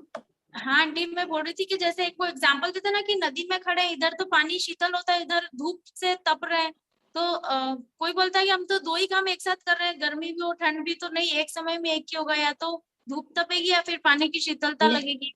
समय इतना सूक्ष्म है ना, अपन तो व्यवहार में बोल देते हैं एक समय में मुझे ऊपर से गर्मी के नीचे से सर्दी की अनुभूति हो रही है, लेकिन समय हाँ। बहुत सूक्ष्म है। जब उपयोग शीतलता में रहेगा, समय बीत गया, दूसरा समय आ गया गर्मी की अनुभूति के समय।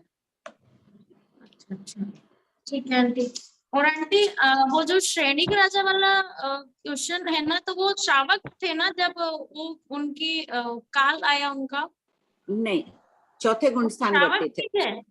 नहीं, ये कथाएं आती ना, भगवान महावीर ने कहा कि क्षणिक का वो ले आओ, व्रत पर नौकार से खरीद लो, ये खरीद लो, नहीं खरीद पाए थे ना, कर नहीं तो पाए। फिर उनमें इतनी समता कैसे आ गई? उनका इतना सम्यक दर्शन इतना मजबूत कैसे था? सम्यक दर्शन क्षयिक संकेती थे वो। अच्छा क्षयोक्षम शायद संकेत होती है, क्षयोक्षम संकेत होती है मक्खन के समान, छाछ मिली हुई। क्षयिक संकेत होती है तपाए हुए घी के समान, स्थिर एकदम। आप फरमाए ना कि वो उनको शराब पिलाते थे, तो फिर वो शराब कैसे पिया? देखो, राजघराने में तो शराब आदि चलते ही है ना, उन्हें युद्ध करना पड़ता है देश की रक्षा के लिए, राजधर्म को निभाना। के लिए तो मना तो इलाज के लिए अपन नहीं लगाते हैं कई दवाइयां इलाज के लिए, उनमें क्या मिला हुआ रहता है? नहीं, दवाइयां लगाए, लेकिन आप बोले ना उनको हाँ, पिलाते भी तो थे वो शायद। औषधि रूप, जब वो पानी खाना कुछ नहीं देता था, वो ले जाती थी साड़ी को, चाहे नीचो के जैसे भी ले जाती होगी, थोड़ा पानी 6 गज लंबी अगर साड़ी कपड़े जो भी होते होंगे, कहीं पानी से भिजोती होगी, कहीं शराब से भिजोती होगी। वो कथन में कह देते हैं कि शराब ले जाती थी कि घावों पर डालने के लिए, पिला भी दे, निचोड़ भी देती होगी। अच्छा आंटी, वो देखिए नेरिक का उत्तर विक्री का काल कितना बताया आपने? लगभग 11-12 मिनट। 4 गुना मान लो, उत्कृष्ट काल 11-12। हाँ बोलो। इसमें क्वेश्चन 1270 में आपने वो टाइमिंग से दिया है, 1270 खोलो 1270 सबको ही, पेज नंबर। आंटी 1 मिनट, मैंने खाली क्वेश्चन लिख के छोड़ दिया था। 233 233। हाँ ठीक है, ये पढ़ लेना वापस। ठीक है। हो गया प्रियंका जी? हाँ हो गया। आरती जी। हाँ, जय जिनेंद्र आंटी। जय जिनेंद्र। ये आपने फरमाया कि वो संकित प्राप्त टाइप की सम्यक दृष्टि हो गए थे, तो उन्होंने आत्महत्या कैसे कर ली? इतना जैन धर्म को मान रहे थे तो राजा। उन्होंने तो अनुकंपा वैसी करी कि मेरे बेटे को पिता की हत्या का दोष नहीं लगे। छद्मस थे ना, चौथे गुण स्थान वर्ती तो थे। तो भी आत्महत्या तो इतना बड़ा पाप, वो तो जैन धर्म में इतना मान रहे, तो आत्महत्या तो सबसे बड़ा पाप होता है ना। ऐसे ही छद्मस से कोई भी गलती हो सकती है। अच्छा, धन्यवाद। आयुष्मान उनका क्या हुआ था अशुभ अध्यवसायों में, मरते वक्त भी चाहे जो भी हो, छठी सम्यक दृष्टि जीव छठी नारकी तक जाते हैं तो मरते वक्त वैसे ही परिणाम आएंगे। कृष्ण वासुदेव ने भी आयुष्मान खराब अध्यवसाय ने किया, मरते वक्त वो हरीश ने भी भगवान को वंदना कर रहे थे, आलोचना प्रतिक्रमण कर रहे थे कि तुरंत द्वेष भाव आया ना, देख लूंगा उसको, द्विपायन ऋषि को, मेरी द्वारिका नगरी जलाई, अशुभ अध्यवसाय। वैसे ही क्षणिक राजा के आना ही था खराब अध्यवसाय, नरक में जाना था। तो हाँ बोलो बीना। जय जिनेंद्र भाभी जी। जय जिनेंद्र। हाँ, ये प्रश्न नंबर 2185 इसमें है, असंवृत्त अंगार वैक्री करके जहाँ जाता है, क्या वहां के पुद्गलों को ग्रहण करके विकुर्वणा कर सकता है? तो क्या ये यहाँ पे भी वैक्री करता है और जहाँ जाएगा वहां पे भी फिर ग्रहण करेगा? इसका मतलब ऐसा ये है कि मान लो कोई मुनिराज किसी स्थानक में रह रहे हैं, तो वो वहीं से खाली पुद्गलों को लेके ग्रहण कर सकते हैं, या वो जहाँ गए, कहीं गोचरी पानी कहीं गए, करना नहीं चाहिए, मान लो स्थान बदल दिया उन्होंने वहां से, तो वहां के पुद्गलों को लेके ग्रहण करेंगे। ये नहीं कि पूर्व में जिस स्थान में थे।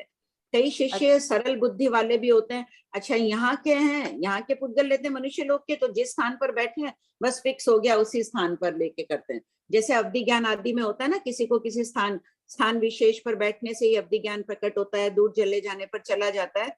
तो किसी शिष्य को वो अवधि ज्ञान आदि की बात पता होगी, उन्होंने वेक्रिय के संबंध में भी ये प्रश्न जिज्ञासा उत्पन्न की होगी, तो गौतम स्वामी ने वो प्रश्न भगवान से कर लिया है। मतलब वैक्रिय पुद्गलों को ग्रहण वो जीव वैक्रिय समुद्घात के लिए एक ही बार करेगा, चाहे कहीं से मतलब वहां जाके नहीं करो नहीं या नहीं, हाँ नहीं, जितनी बार करेगा उतनी बार वैक्रिय समुद्घात करेगा, लेकिन जहां बैठा है वहां से कर सकता है। ये नहीं कि यहाँ बैठे हैं तो वहां वापस जाके करना पड़ेगा।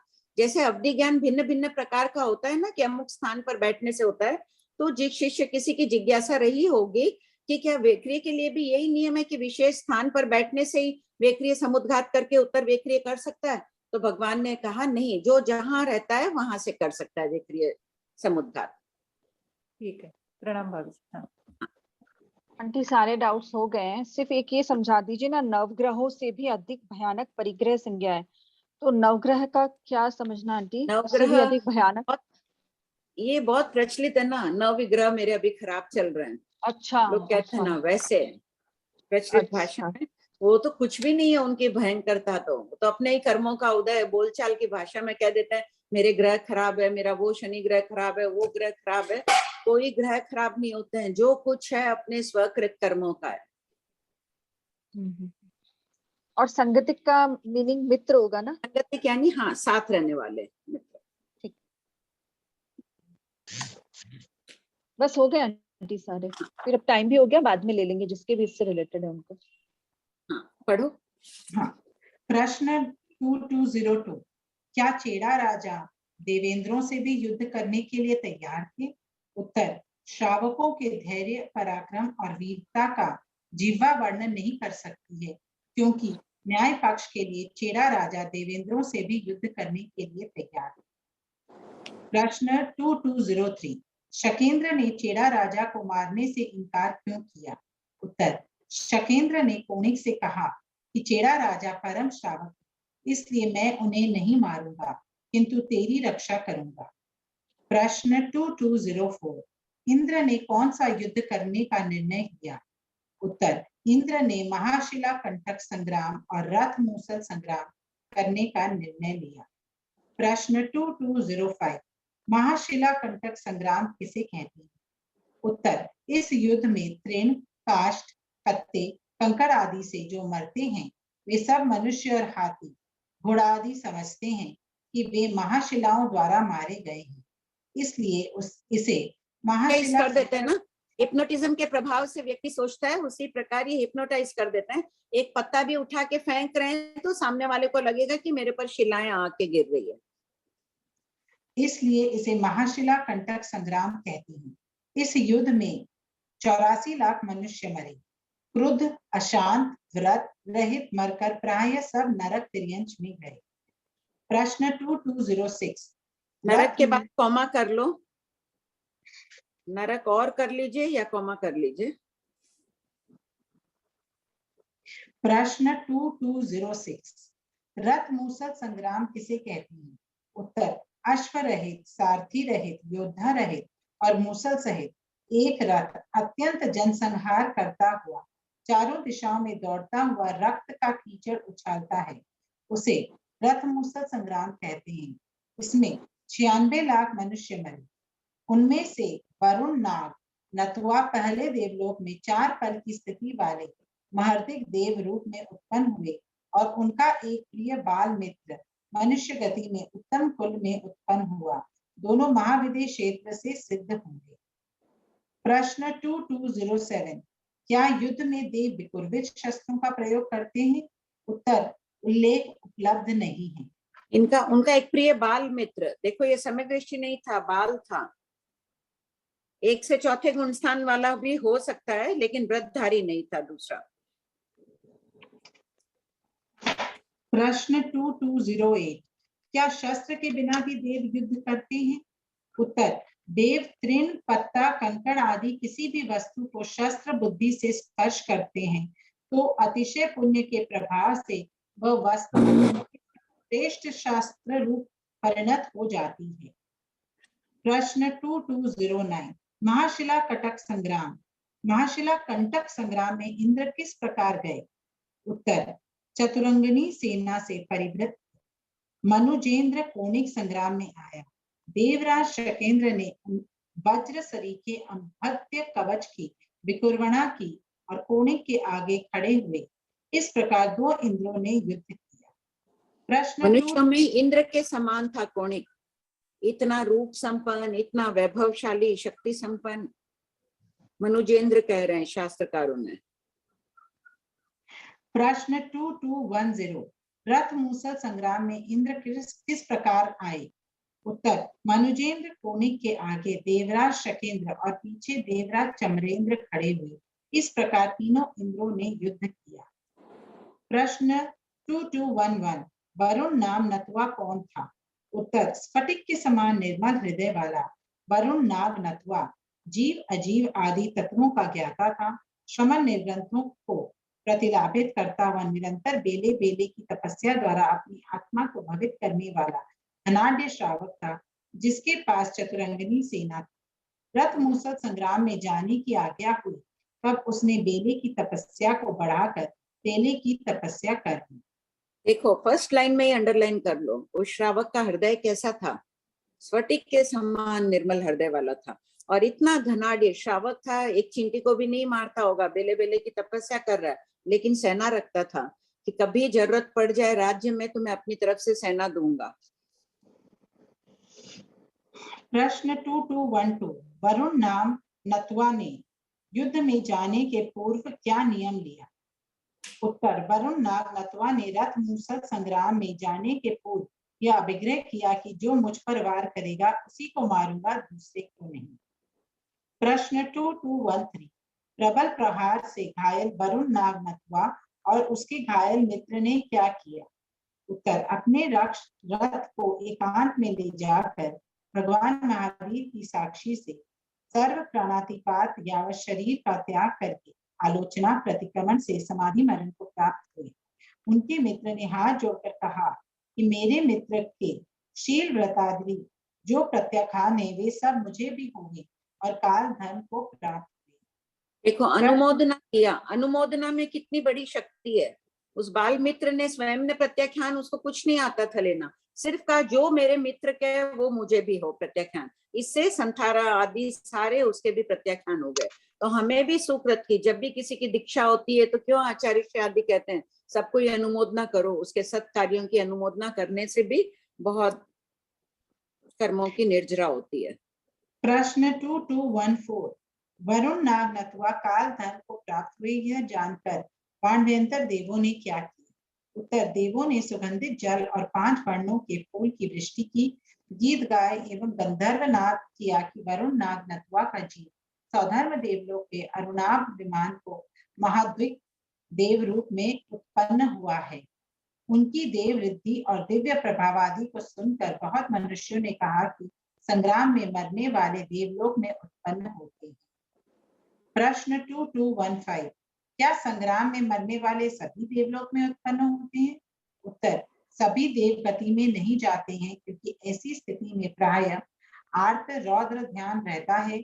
वरुण नाग नतवा आलोचना प्रतिक्रमण त्याग प्रत्याख्यान व समाधि मरण के कारण देवलोक में गए। वहां से महाविद्य में जाकर मुक्ति प्राप्त करेंगे। उनके बाल मित्र ने आलोचना प्रतिक्रमण समाधि मरण की अनुमोदना करते हुए कहा कि ये सब प्रत्याख्यान मेरे भी हों, जिसके फलस्वरूप वे एकाभक्तारी हुए। अनुमोदना में भी अपूर्व शक्ति है, इससे समस्त सुकृतों को अपना बनाकर जन्म जन्म के पापों का नाश किया जा सकता है। अपने प्रत्याख्यान करते ना, करना, कराना, अनुमोदना 3 प्रकार से करते ना, तो अनुमोदना का बताया गया। कथाओं के माध्यम से भी भगवती सूत्र प्रधानता इसमें द्रव्यानुयोग की है, द्रव्य यानी तत्व के स्वरूप की व्याख्या है। लेकिन गणितानुयोग, गणित का विषय भी आएंगे, भंग आदि पहले आ भी चुके हैं और भी आएंगे आगे। चरण करणानुयोग यानी व्रत प्रत्याख्यान आदि और धर्म कथानुयोग। कई बाल अबाल भोले भाले ग्रामीण आदि होते हैं, वो नहीं समझ सकते द्रव्यानुयोग गणितानुयोग आदि को, तो उनके लिए कथाओं के माध्यम से वो बोध प्राप्त कर लेते हैं। तो धर्म सब कथानुयोग का भी इसमें संग्रह किया गया है। पढ़े। प्रश्न 2216 चेड़ा राजा का क्या हुआ? उत्तर, कथाओं में उल्लेख है कि चेड़ा राजा को भवनपति देवता अपने भवन में ले गए। वहां संलेखना संहारे सहित काल करके 12वें देवलोक में उत्पन्न हुए। वहां से महाविद्य क्षेत्र में जाकर मुक्ति प्राप्त करें। प्रश्न 2217 हार और हाथी का क्या हुआ? उत्तर, हार देवता ले गए और हाथी मर गया। प्रश्न 2218 18 लड़े हार को देवता क्यों ले गए? उत्तर, सैनिक राजा की धन दृढ़ता से प्रसन्न होकर देवों ने यह हार उन्हें दिया था। देव प्रदत्त उपहार उसी पुण्यशाली के पास रहता है जिसे वह दिया जाता है। ठीक है, थोड़े काल तक रह जाए फिर किसी के पास, बाद में वो ले जाते हैं देवता वापस। इसमें देखो समाधि में अंदर समाधि शब्द का अर्थ क्या है? आकुलता व्याकुलता रहित। कितनी आकुलता व्याकुलता रहती है अपने मन में दिन भर में, कितनी चाहे उथल पुथल रहती है, ये जल्दी करना है, वो करना है, समय हो रहा है, अपन उसमें भी हर जगह समाधि भाव में आ जाते हैं। अंडरलाइन कर लो, समाधि भाव, जहां समाधि शब्द आए वहां अंडरलाइन करना है। और मरण तो समाधि से मरना ही है। सबकी धार्मिक मित्रता है, अपन सबके सब एक दूसरे को सहयोग देना। अगर किसी का पता चले कि अमुक का, पढ़ो वीनू। कालोदय की तत्व चर्चा और प्रवज्या, अन्य तीर्थी का थोकड़ा, शतक 7 उदेशक 10, पूर्वा पर संबंध, वरुण नाग नतवा नव तत्वों का ज्ञाता था। अन्य तीर्थिक भी तत्व जिज्ञासु होकर केवल ज्ञान केवल दर्शन प्राप्त कर सकते हैं, उसका वर्णन किया जा रहा है। प्रश्न 2219 राजगृह नगर में अन्य तीर्थिक किस विषय में परस्पर परामर्श कर रहे थे? तत्व किसे कहते हैं? वस्तु के वास्तविक स्वरूप को तत्व कहते हैं।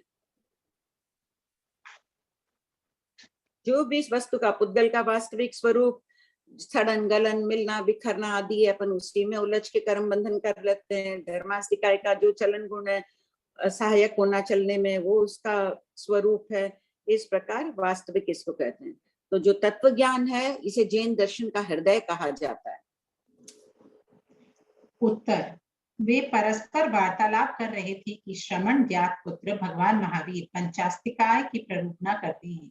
वे कहते हैं कि धर्मास्तिकाय अधर्मास्तिकाय और आकाशास्तिकाय अरूपी अजीव है और पुद्गलास्तिकाय रूपी अजीव है एवं जीवास्तिकाय अरूपी जीव है। यह बात कैसे मानी जाए?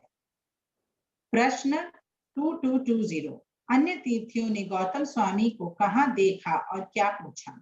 उत्तर, गौतम स्वामी भिक्षा लेकर ईर्या समिति का शोधन करते हुए लौट रहे थे। तब उन्होंने उनसे पूछा कि तुम्हारे धर्माचार्य श्रमण ज्ञात पुत्र पंचास्तिकाय की प्ररूपना करते हैं, यह बात कैसे मानी जाए?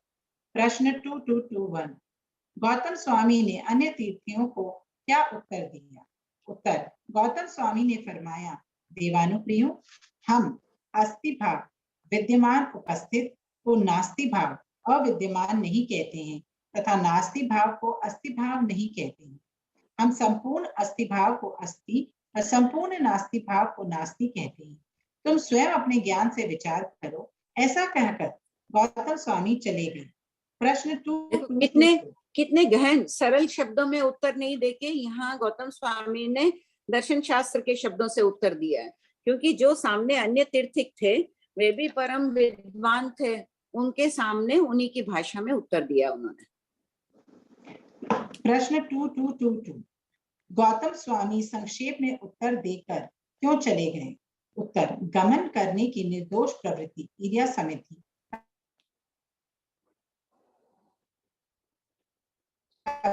विवेक पूर्वक पालन करने हेतु वाचना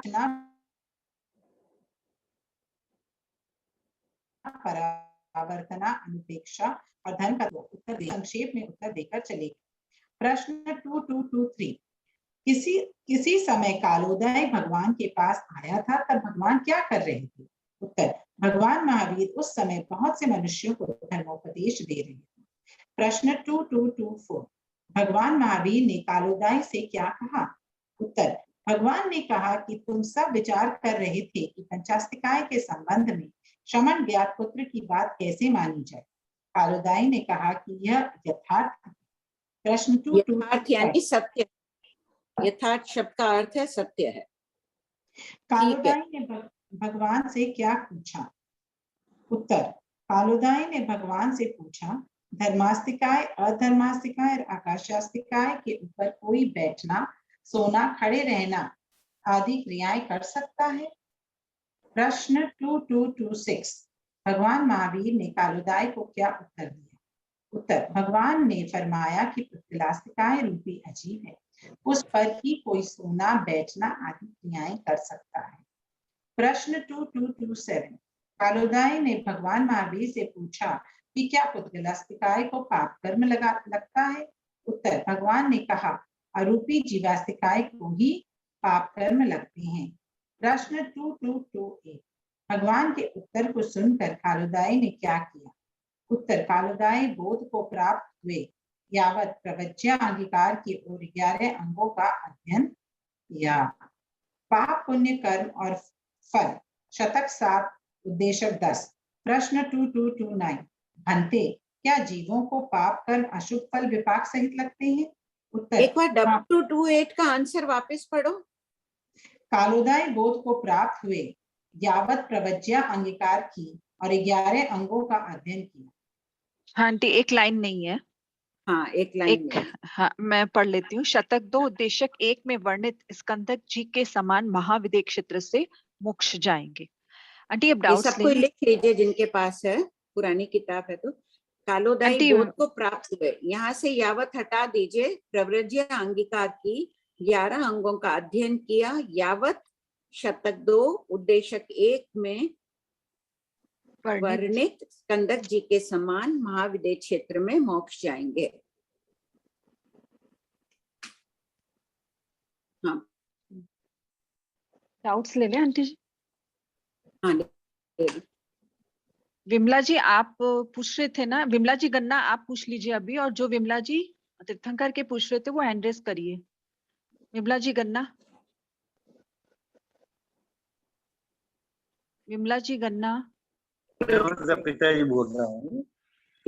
नमो अरिंतान, नमो सिद्धांग, नमो आयरियान, ये जो 9 पद है ना, इस 9 पद के अंदर नमो अरिंतान, नमो सिद्धांग और नमो आयरियान, इन लोहे यहाँ तक तो इनके स्वरूप को हम स्मृति पटल पर ला सकते हैं, पर नारद से नमो दर्शन से नमो चरित्र से नमो तवस्कर, इन 4 पदों को अपने स्मृति पटल में ध्यान में कैसे समझना चाहिए?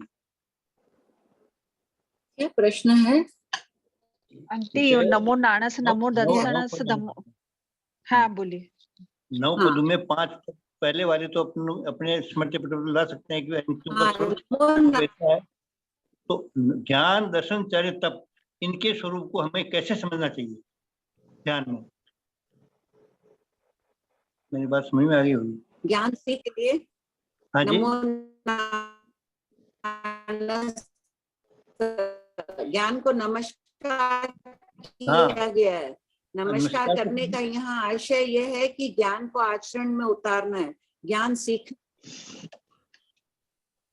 मतलब ज्ञान का स्वरूप तो इसी प्रकार। हाँ, ज्ञान के स्वरूप को जान लो। कैसे जानोगे? ज्ञानार्जन करके, ज्ञान सीख कर। दूसरों को सिखाना भी चाहिए, वास्तविक ज्ञान आराधना होती है, और उसको जीवन में उतारना चाहिए। वो सर्वश्रेष्ठ माध्यम है जीवन में उतारना है ज्ञान को नमस्कार करने का। इसी प्रकार दर्शन का खुद श्रद्धावान बनाओ, और इसी प्रकार से सम्यक चरित्र तो उसमें भी सम्यक शब्द का उपयोग करना चाहिए। सब में क्या? जैसे नमो ज्ञान, नमो सम्यक शब्द का उपयोग करना चाहिए, ऐसे पूछ रहे हैं। नहीं, जब नहीं, नमो नानस आदि परंपरा चली है, नमस्कार किया गया है ज्ञान को भी, ये भी कर सकते हैं। सम्यक ज्ञान, सम्यक दर्शन भी कहते हैं। दोनों प्रकार के शब्दों का प्रयोग किया गया आगमों में। नमो ज्ञान, दर्शन, चरित्र, तप, ये सभी जो चीज सम्यक होगी, ज्ञान तो अज्ञान भी होता है, ज्ञान भी होता है। नहीं, अज्ञान को नहीं, ये नमस्कार सम्यक ज्ञान, सम्यक दर्शन, सम्यक चारित्र और सम्यक तप को ही किया गया है। ज्ञान होगा तभी तो दर्शन चारित्र, नींव तो ज्ञान ही है। ज्ञान हुए बिना तो दर्शन चारित्र और तप सुरक्षित रह ही नहीं सकता है। ज्ञान के बिना स्वरूप ही नहीं पता होगा कि तप कैसा करना चाहिए, क्यों करना चाहिए, कब करना चाहिए। मतलब इसका स्वरूप तो कोई निराकार टाइप ही समझना चाहिए, इसका आकार नहीं है। किसका आकार नहीं है? ज्ञान का? ज्ञान दर्शन चार्य तप का, चारों का आकार तो ज्ञान का, वस्तु ज्ञान क्या है? वस्तु का स्वरूप बता रहा है तो आकार ही हो गया ना। ज्ञान तो साकार है, विकल्प सहित है, आकार सहित है। अमुक अपन पेड़ का ज्ञान हुआ, भगवान कल्प वृक्ष आदि का ज्ञान हो रहा है। युगलिक क्षेत्रों में 10 प्रकार के वृक्ष है, तो साकार है वो। ज्ञान को अरूप कहा है, ठीक है। मति में अरूपी, मति ज्ञानावरणी कर्म के क्षोभम से हो रहा है, अरूपी है। आत्मा का गुण है इसलिए अरूपी है, लेकिन वस्तु तो रूपी है। वस्तु के स्वरूप को मैं वापस मैं समझाऊं। हाँ, तो वो जो आकार है वो तो वस्तु के सही वस्तु को सही समझना, सही दर्शन को सही समझना, सही सम्यक चरित्र को सम्यक समझना, यही तो इनका स्वरूप हुआ। हाँ, तो स्वरूप हुआ तो स्वरूप में अपन सही वस्तु को देख रहे हैं, पेड़ को देख रही हूँ। हाँ, तो पेड़ तो आकार सहित है। वो तो समझ में आ गया, लेकिन अपने ध्यान में जिसे मैं थोड़ा आप भी समझने की कोशिश करो, मैं भी करता हूँ। नमो ज्ञान, नमो दर्शन, नमो चैत्र, नमो तप, ये 9 पद में जो हम हमारे स्मृति पटल पर लाएंगे तो उसको मैं समझता हूँ को हमको शुद्ध ज्ञान को नमस्कार हो, शुद्ध दर्शन को नमस्कार हो, सबको नमस्कार हो। ठीक बात है, आप ठीक बोल रहे हैं। मैं पहले समझी नहीं कि आप क्या बोल, ठीक बात है। उस वक्त जो ला रहे हैं वो तो हम शुद्ध ज्ञान की ला रहे हैं कि केवल ज्ञान हमें प्राप्त करना है, आत्मा के सौंदर्य को प्रकट करना है। ठीक बात, एकदम ठीक बोल रहे हैं साहब। एक बात समझिए आप, जैसे सम्यक प्राप्त करने के बाद 9 बातों का जीव के बंध नहीं होता है। सम्यक कोई सम्यक्ति जीव हो और सम्यक प्राप्त करता है, उसके विवेचन में न जाकर के मैं आपसे प्रश्न कर दो, जितने भी जैसे स्त्री पर्याय का बंधन नहीं होता सम्यक्ति जीव के, सम्यक्ति जीव के स्त्री नरक आयुष्य नहीं बनते हैं। उसमें से एक ये भी है कि स्त्री पर्याय का बंध नहीं होता है। तो अभी जो वर्तमान जो सम्यक्ति जीव है स्त्री पर्याय में, तो उनको क्या स्त्री पर्याय के पहले ही उनका ये जीव का बंध होना मानेंगे? कैसे क्या मानेंगे?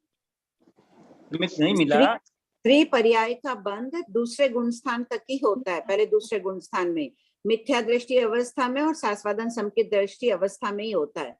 लेकिन संकित का उदय तो होता है, स्त्रियां मुक्ति प्राप्त करती है, चंदनबाला मृगावती आदि मोक्ष में गई थे। लेकिन बंध जो होता है स्त्री पर्याय का, वो मिथ्यात्व और इसमें दूसरे गुण स्थान में ही होता है। सम्यक प्राप्त होने से पहले बंद हो चुका होगा। हाँ, पहले ही बंद हो गया, वो उदय बाद में आता है। ये समझना चाहिए। ऐसा ही मिल रहा है, कर्म ग्रंथकार यही बात कह रहे हैं। हाँ, मल्लीनाथ भगवान के लिए कपटाई के भावों में वो पड़िवाई बन गए थे, और उस समय उन्होंने बंद किया स्त्री का बंद कर लिया, तो फिर वर्तने में आ गया। तो फिर अंतर विमान में 33 सागर तक तो पुरुष रूप में रहे, और यहाँ आकर उन्होंने भोगा, निकाचित बंद किया था उन्होंने स्त्री का। हाँ, तो इस मतलब पहले संकित से पहले बंद हो चुका होगा, मैं ऐसा मानता हूँ। नहीं, संकिति है, क्षोभम संकिति गिर गया, पड़िवाई बन सकता है ना। कषाय बहुत तीव्र हो गई, माया कषाय तीव्र हो गई, वो पड़िवाई बन गए, संकित से गिर गए, मिथ्या दृष्टि बनकर जीव स्त्री का बंद कर लेता है। मिथ्या दृष्टि वो से भी नीचे गिर गई। हाँ, धन्यवाद। ठीक भाई जी, हो गया अंकल? आंटी मेरा डाउट है, पूछ लूं क्या? हाँ बोलो। आंटी, एक आपने बहुत टाइम पहले फरमाया था कि भगवान ऋषभदेव जब 20 लाख पूर्व के थे ना, तब बादर तेवकाय उत्पन्न हुई, तो फिर उत्सर्पणी में कब उत्पन्न होगी आंटी तेवकाय? दूसरे आर्य में हो जाएगी या उत्सर्पणी में? हाँ, दूसरे आर्य में कब होगी आंटी? वो देवता व्यवस्था कर देते हैं ना, भरत क्षेत्र के अधिष्ठाता देव है, वो व्यवस्था करते हैं। अच्छा, कब होती है ये कुछ वर्णन नहीं आता आंटी? नहीं, 5वें आर्य के प्रारंभ में हो जाएगी, थोड़े काल बाद, जब हरियाली आदि। हाँ, दूसरे आर्य के प्रारंभ, तो दूसरा आर्य होगा ना, उसमें काल का अपने पास उल्लेख नहीं है कि कितने वर्षों के बाद होगी, लेकिन बादर तेवकाय उत्पन्न हो जाएगी। और आंटी एक क्वेश्चन नंबर 2145 पेज 390। खोलिए सब कोई।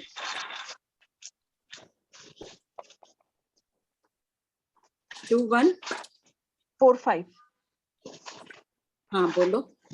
आंटी हम हर समय तो उपयोग सहित नहीं होता है जीव, तो भी उसको सुख दुख की वेदना तो अनुभव होती है ना आंटी, तो फिर इसको उपयोग का अभाव कैसे समझना आंटी? नहीं, सुख दुख की बहुत, किसी की तबीयत बहुत खराब रहती है, बहुत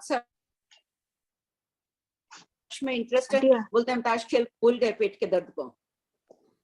अच्छा, तो वेदन तो उपयोग नहीं गया उनका उस समय। अच्छा उपयोग। और एक आंटी है ना यहाँ पर ये ये वाला छद्मस्त सिद्ध नहीं होता, इस थोकड़े में एक लाइन आई है किताब में थोकड़े की में कि भगवान से प्रश्न पूछ रहे हैं कि भंते क्या उन उत्पन्न ज्ञान दर्शन के धारक अरिहंत जिन केवली को अलमस्तु कहना चाहिए? ये उत्पन्न ज्ञान दर्शन का धारक क्या हुआ? केवल ज्ञान। केवल ज्ञान जिनको उत्पन्न हुआ। हाँ, जिनको केवल ज्ञान उत्पन्न। तो ये पूरा जो वर्ड बोलते हैं ना अरिहंत जिन केवली, क्या मतलब इसका? अरिहंत के अलग अलग शब्द है। अरिहंत हो गया, अरि यानी शत्रु, जिन्होंने अपने शत्रुओं का नाश कर लिया, जिन राग द्वेष के विजेता, केवली यानी संपूर्ण बोध प्राप्त किए, तीनों को एक साथ ज्ञान जिनके पास रहता है, तीनों को एक साथ कह दिया। शब्द अलग अलग है लेकिन अनीता जी गेलड़ा उनकी विशेषताएं बता दी है ना उनके कि अरिहंत है, शत्रु का नाश, शत्रु का नाश है तो किसका? राग द्वेष उनके शत्रु है, उनका नाश किया है और उसके कारण उन्होंने केवल ज्ञान प्राप्त किया है। अनीता जी गेलड़ा बोल रहे हैं कि 2145 वापस समझा दीजिए आंटी। जब अभी पूछा था ना मैंने आंटी के क्या संगीत जी भी अकाम निकरण वेदना वेदते। अनीता जी गेलड़ा कुछ कौन पूछ रहे हैं? हाँ अनीता जी गेलड़ा ही बोल रहे थे। उपयोग के अभाव में, जैसे अनिच्छा उपयोग ही नहीं जा रहा है अभी, लेकिन सुख दुख रूप वेदना वेदता है जीव। दुख है, कोई चीज का बहुत दुख है लेकिन उपयोग ही नहीं गया, तो उसके दुख की अनुभूति नहीं हो रही है। आंटी अलमत्थु को हिंदी में अलमस्तु बोलते हैं। मूल में अलमत्थु है, अलमस्तु है ना, हिंदी में ब्रैकेट में अलमस्तु दिया हुआ है। हाँ ये पूछ रही हूँ, अलमस्तु बोलते हैं उसको, वर्ड ही पूरा चेंज हो गया। और आंटी एक और चीज जो अभी विनीता जी ने पूछी ना कि वैक्रिय के मुक्त शरीर से अपने को क्रिया नहीं लगती, तो आंटी जैसे अपने पूर्व में वैक्रिय शरीर थे, मुख्यलक हो गया, वो लोक में पड़े, वर्गनांतर भी नहीं हुआ, लेकिन अगर मान लीजिए उसी को ग्रहण करके किसी ने वैक्रिय समुद्घात किया, उस देवता ने उससे हिंसा करी, तो भी क्या मुझे क्रिया नहीं लगेगी? या देवता यहाँ आए मान लीजिए मनुष्य लोक के अंदर, और उनके भी पुद्गल निरंतर तो निकल ही रहे आंटी, हर समय वैक्रिय के भी उनके भी निर्जरित होंगे। मतलब है कि उन मुख्यलक पुद्गलों से हिंसा क्रिया लगी तो क्रिया नहीं, मुख्यलक तो पुद्गल बदेलक बन गए ना, फिर तो उसके बदेलक हो गए जिसने ग्रहण करके वैक्रिय समुद्घात किया, वो उसके है ही नहीं। दूसरा ग्रहण कर ले तब उसको मुख्यलक मान ही नहीं रहे, परिणामांतर हो गया ना। बदेलक मुख्यलक कैसे ले रहे हो? जब दूसरा कोई ग्रहण कर ले तो फिर वो मुख्यलक नहीं है उसके, तो क्रिया कैसे लगेगी? और वही जीव ग्रहण करे वापस तो भी नहीं लगेगी? नहीं, वो तो एक बार छोड़ दिए गए ना, और वो भिन्न रूप में वैक्रिय वाला हुआ नहीं अपने पास उल्लेख, निश्चित रूप से नहीं। उसी देवता ने वैक्रिय समुद्घात, हाँ तो उसको उस भाव की क्रिया कर रहा है, उसकी लग जाएगी, उसको तो लग ही रही है क्रिया, वो तो क्रिया कर रहा है तो उसको तो क्रिया लग ही रही है।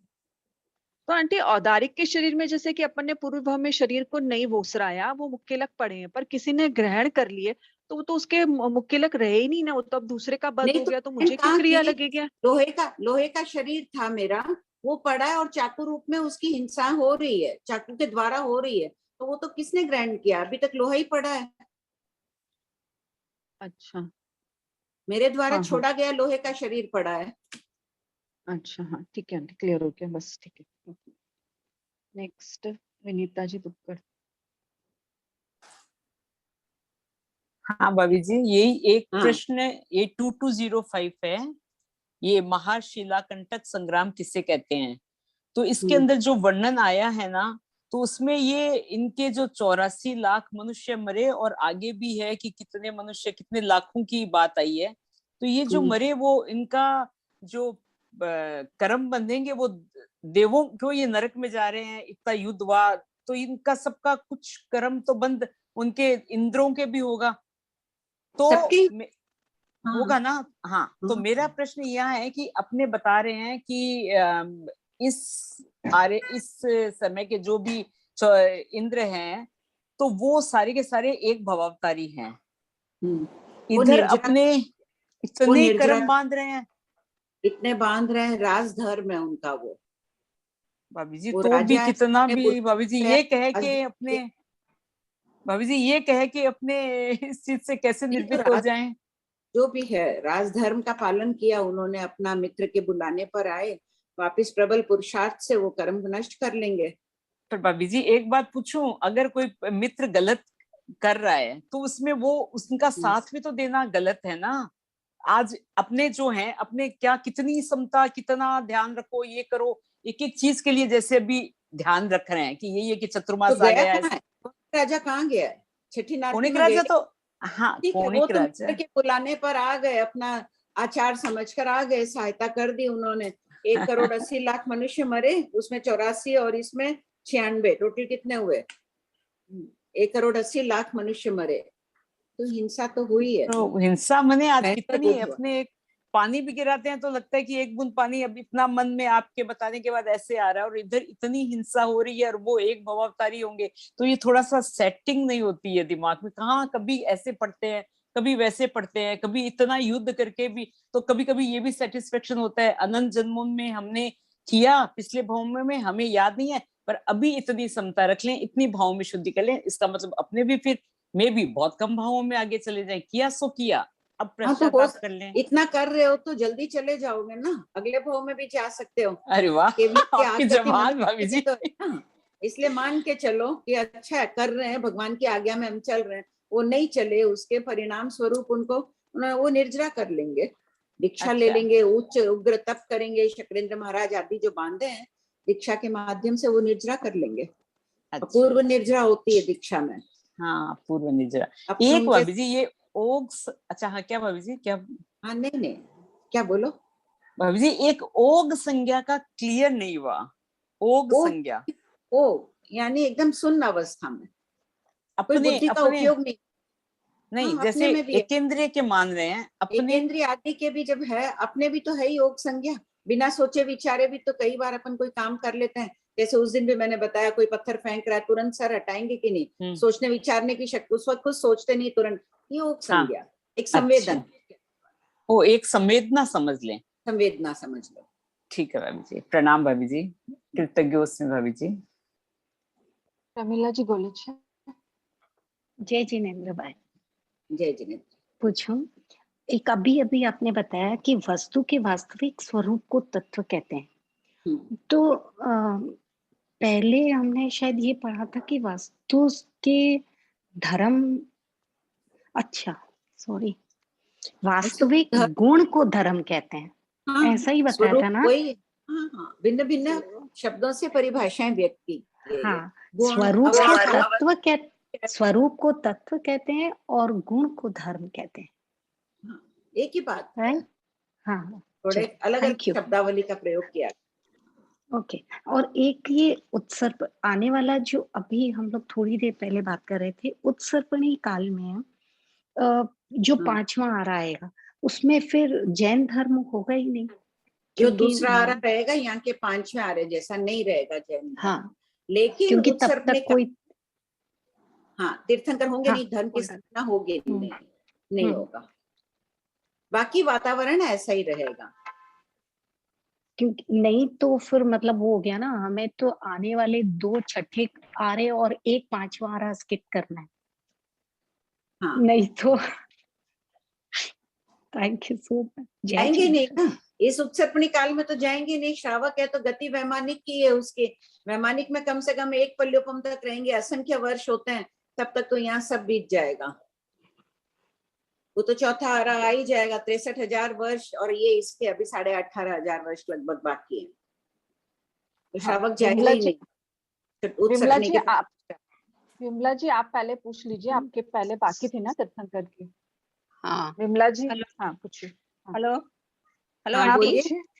हाँ बोलिए। 68 नंबर में ये क्या है, देवता त्रिघट समोसरण रचते हैं और आपका लाइन नंबर में केवल ज्ञान प्राप्त होने पर भी तथा निर्वाण होने पर भी।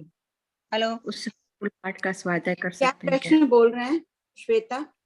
कौन सा बोल रहे हैं? 68।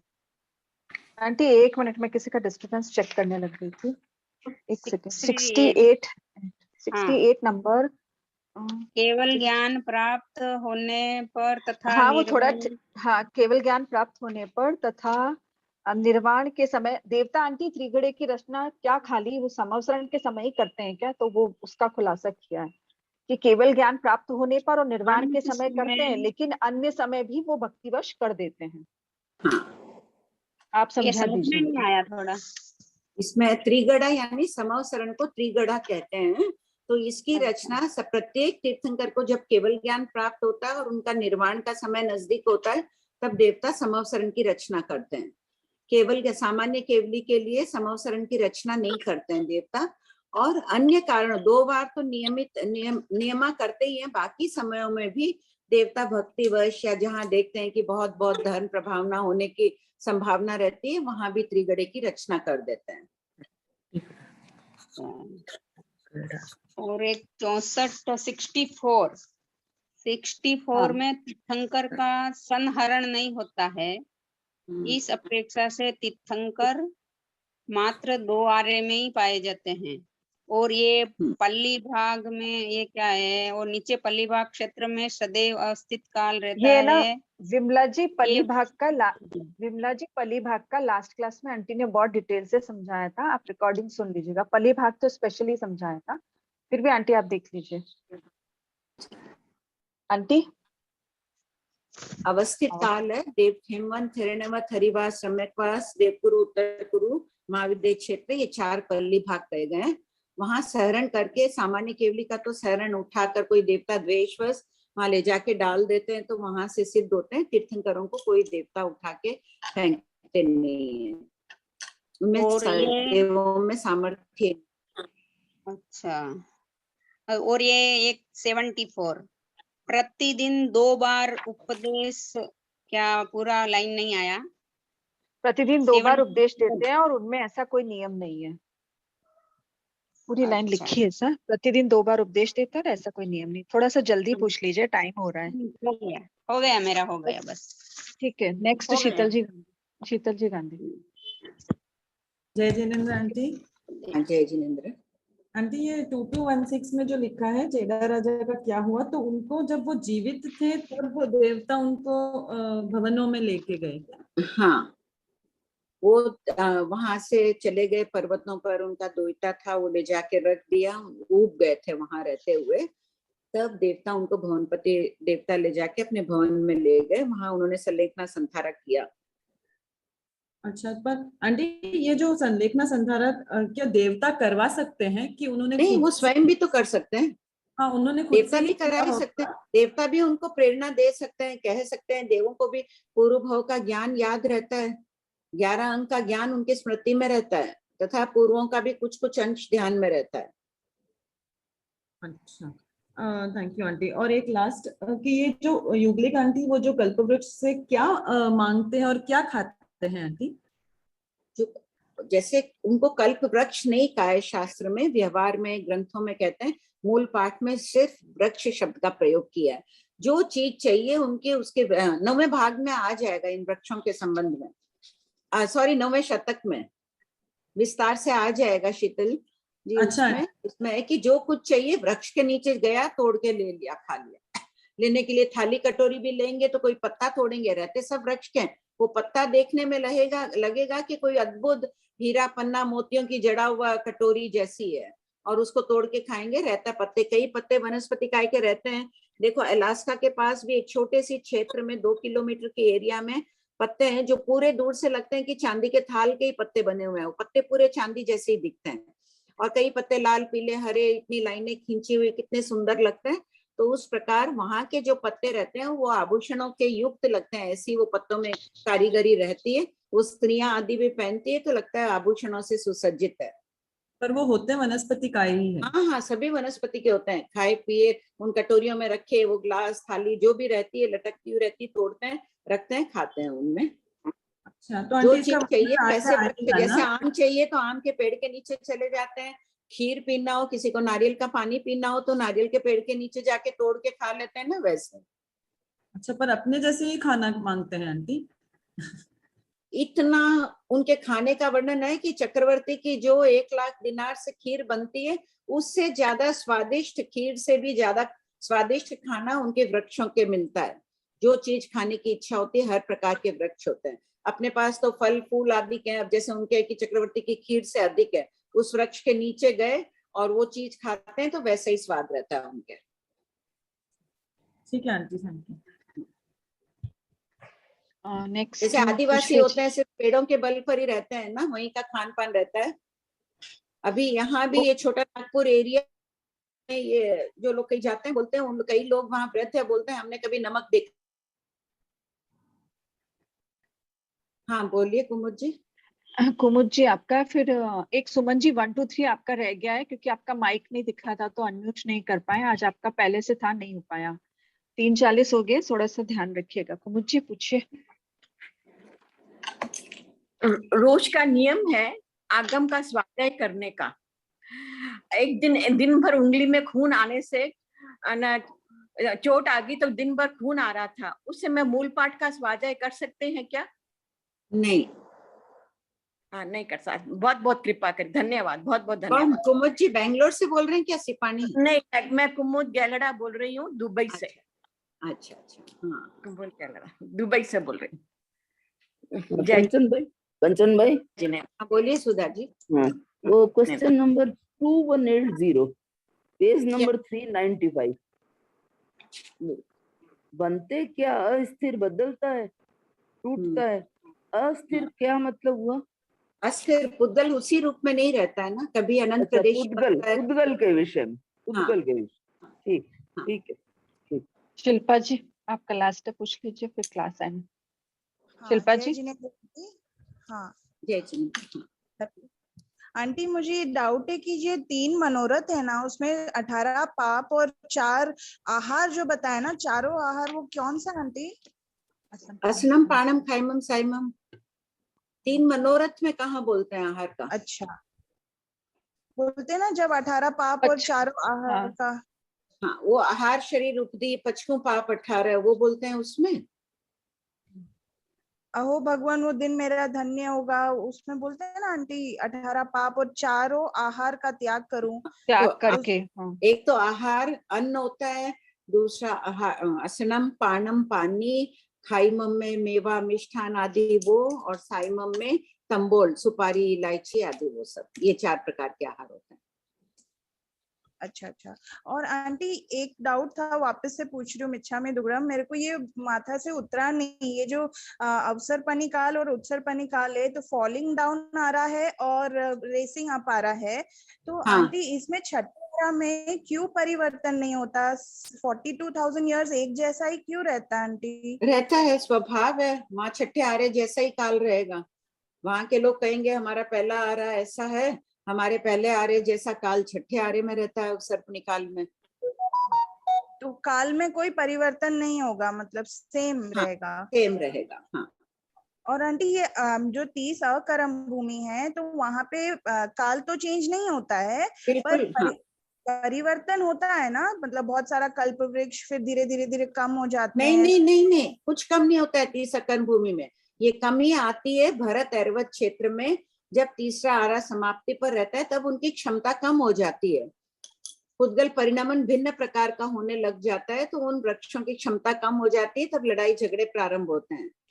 हाँ, तो अकर्म भूमि में सेम एज इट इज भूमि में कुछ नहीं परिवर्तन होता है, जैसा है वैसे ही रहता है। Okay okay okay. सुन, ये बना रही है छठे आरे का जो वर्णन था ना इस थोकड़े में, उसके आधार से पूरा इस दिन दिखा दो ना 5 मिनट तुम नेक्स्ट क्लास में। हाँ शिल्पा, हाँ, तुम्हारा बन जाए तो एक बार जल्दी से दिखा देना, या तुम मुझे व्हाट्सएप पूरा हो जाए कर दो, मैं भेज दूंगी। हाँ आंटी, भेज दूंगी। अवगाना और हाँ स्थिति क्या तो कम हो रही है नहीं आंटी छठे आरे में, तो फिर क्या पुद्गल थोड़े बहुत तो खत्म हो कम होंगे ना आंटी। कहाँ कम होगे, कितनी है अवगाना छठे आरे अवगाना में? शुरुआत में 2 हाथ, एंडिंग में 1 हाथ बताइए ना, तो 2 हाथ से 1 हाथ थोड़ी हाँ थोड़ी तो तो कम। यहाँ तो भी तो यहाँ भी तो छठे आरे में भिन्न नहीं है, 2 हाथ और 1 हाथ, और ही वहां 1 से 2 होगी परिवर्तन। नहीं तो तो ऐसे यहाँ बोल रही जैसा कि परिवर्तन थोड़ा हुआ वैसे थोड़ा थोड़ा परिवर्तन तो छठे आरे में भी हो रहा है ना आंटी, ऐसा बोल रही हूँ। एकदम एक जैसा तो हाँ नहीं रहेगा ना। हाँ नहीं, जैसा यहाँ छठा आरे में जैसा है वैसा का वैसा वहां रहेगा, कोई परिवर्तन नहीं होगा। यहाँ लगते 2 हाथ है, उतर रहा है, फिर वहां उतरते लगा तक लगेगा तब 1 हाथ है, 2 हाथ होगा। अच्छा, ठीक है आंटी, अवगाना में कृपा करें। परिवर्तन होगा। अवगाना हाँ, आयु ठीक है। आयु में भी होगा, आयु में भी होगा क्या? परिणाम भी ऊपर तक कम हो। हाँ 20 to 60 टाइम हो ही गई रखना ना, फिर चाहिए। कर लेंगे। हाँ आंटी, हाँ आंटी, हाँ प्रणाम आंटी, बहुत 45 हो बहुत गया कृपा ना। करें। हाँ आंटी, बहुत बहुत कृपा करें। ज्योति जी मीटिंग एंड कर नेक्स्ट दीजिए। इनका नेक्स्ट टाइम ले लेना, नहीं 4 का लिख लो ना। हाँ हाँ आंटी, 1 मिनट स्क्रीनशॉट ले लेते। ज्योति जी